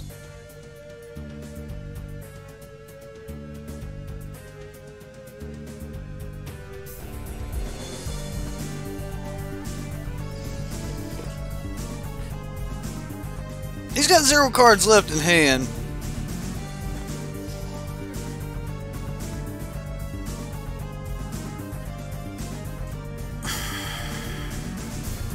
This might be worth fighting over.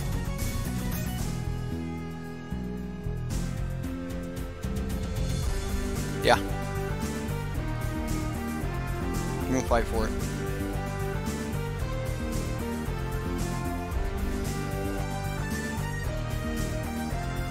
I mean, we're not dead, and making flyers seems really, really good to me.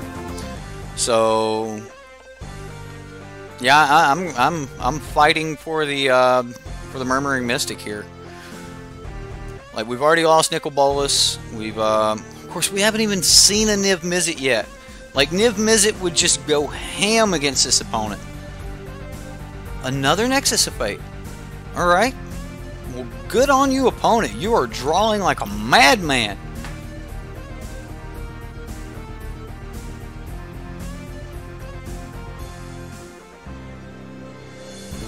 Okay.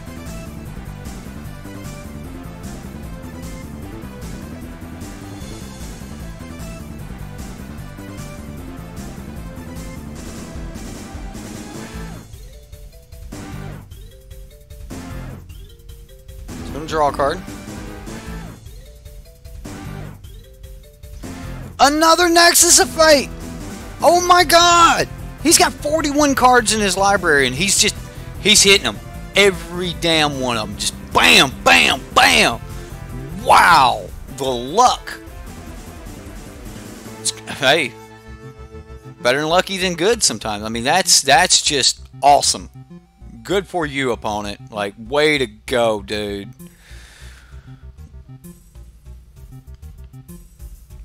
And you hit another one. He's digging.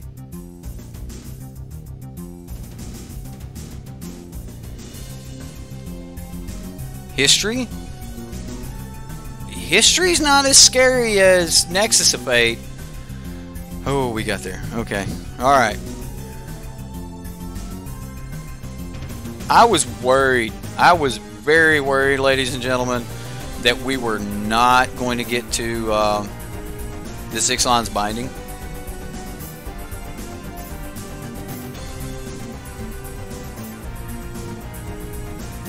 Five mana, 6 mana. Are you syncopating for everything?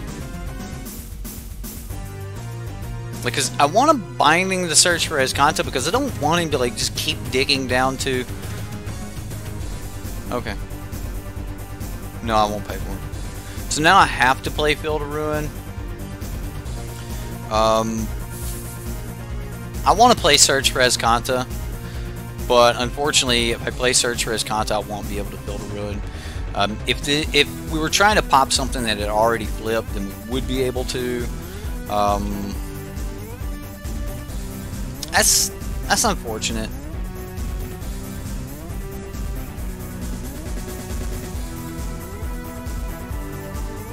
I'm going to put a stop at the end of the opponent's draw step.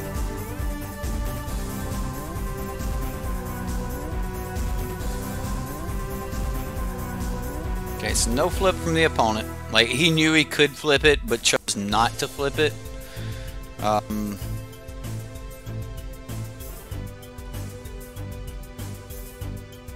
will take the 3.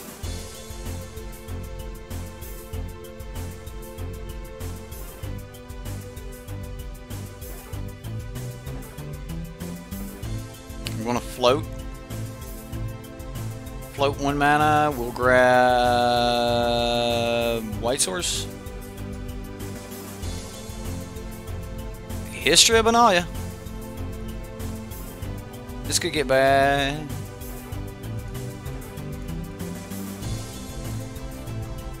Chemistry's Insight. Discarding Retreat. Or Clifftop, yeah, Clifftop Retreat.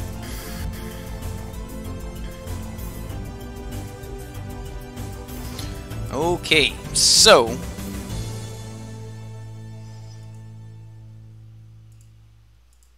let's go to Fairy.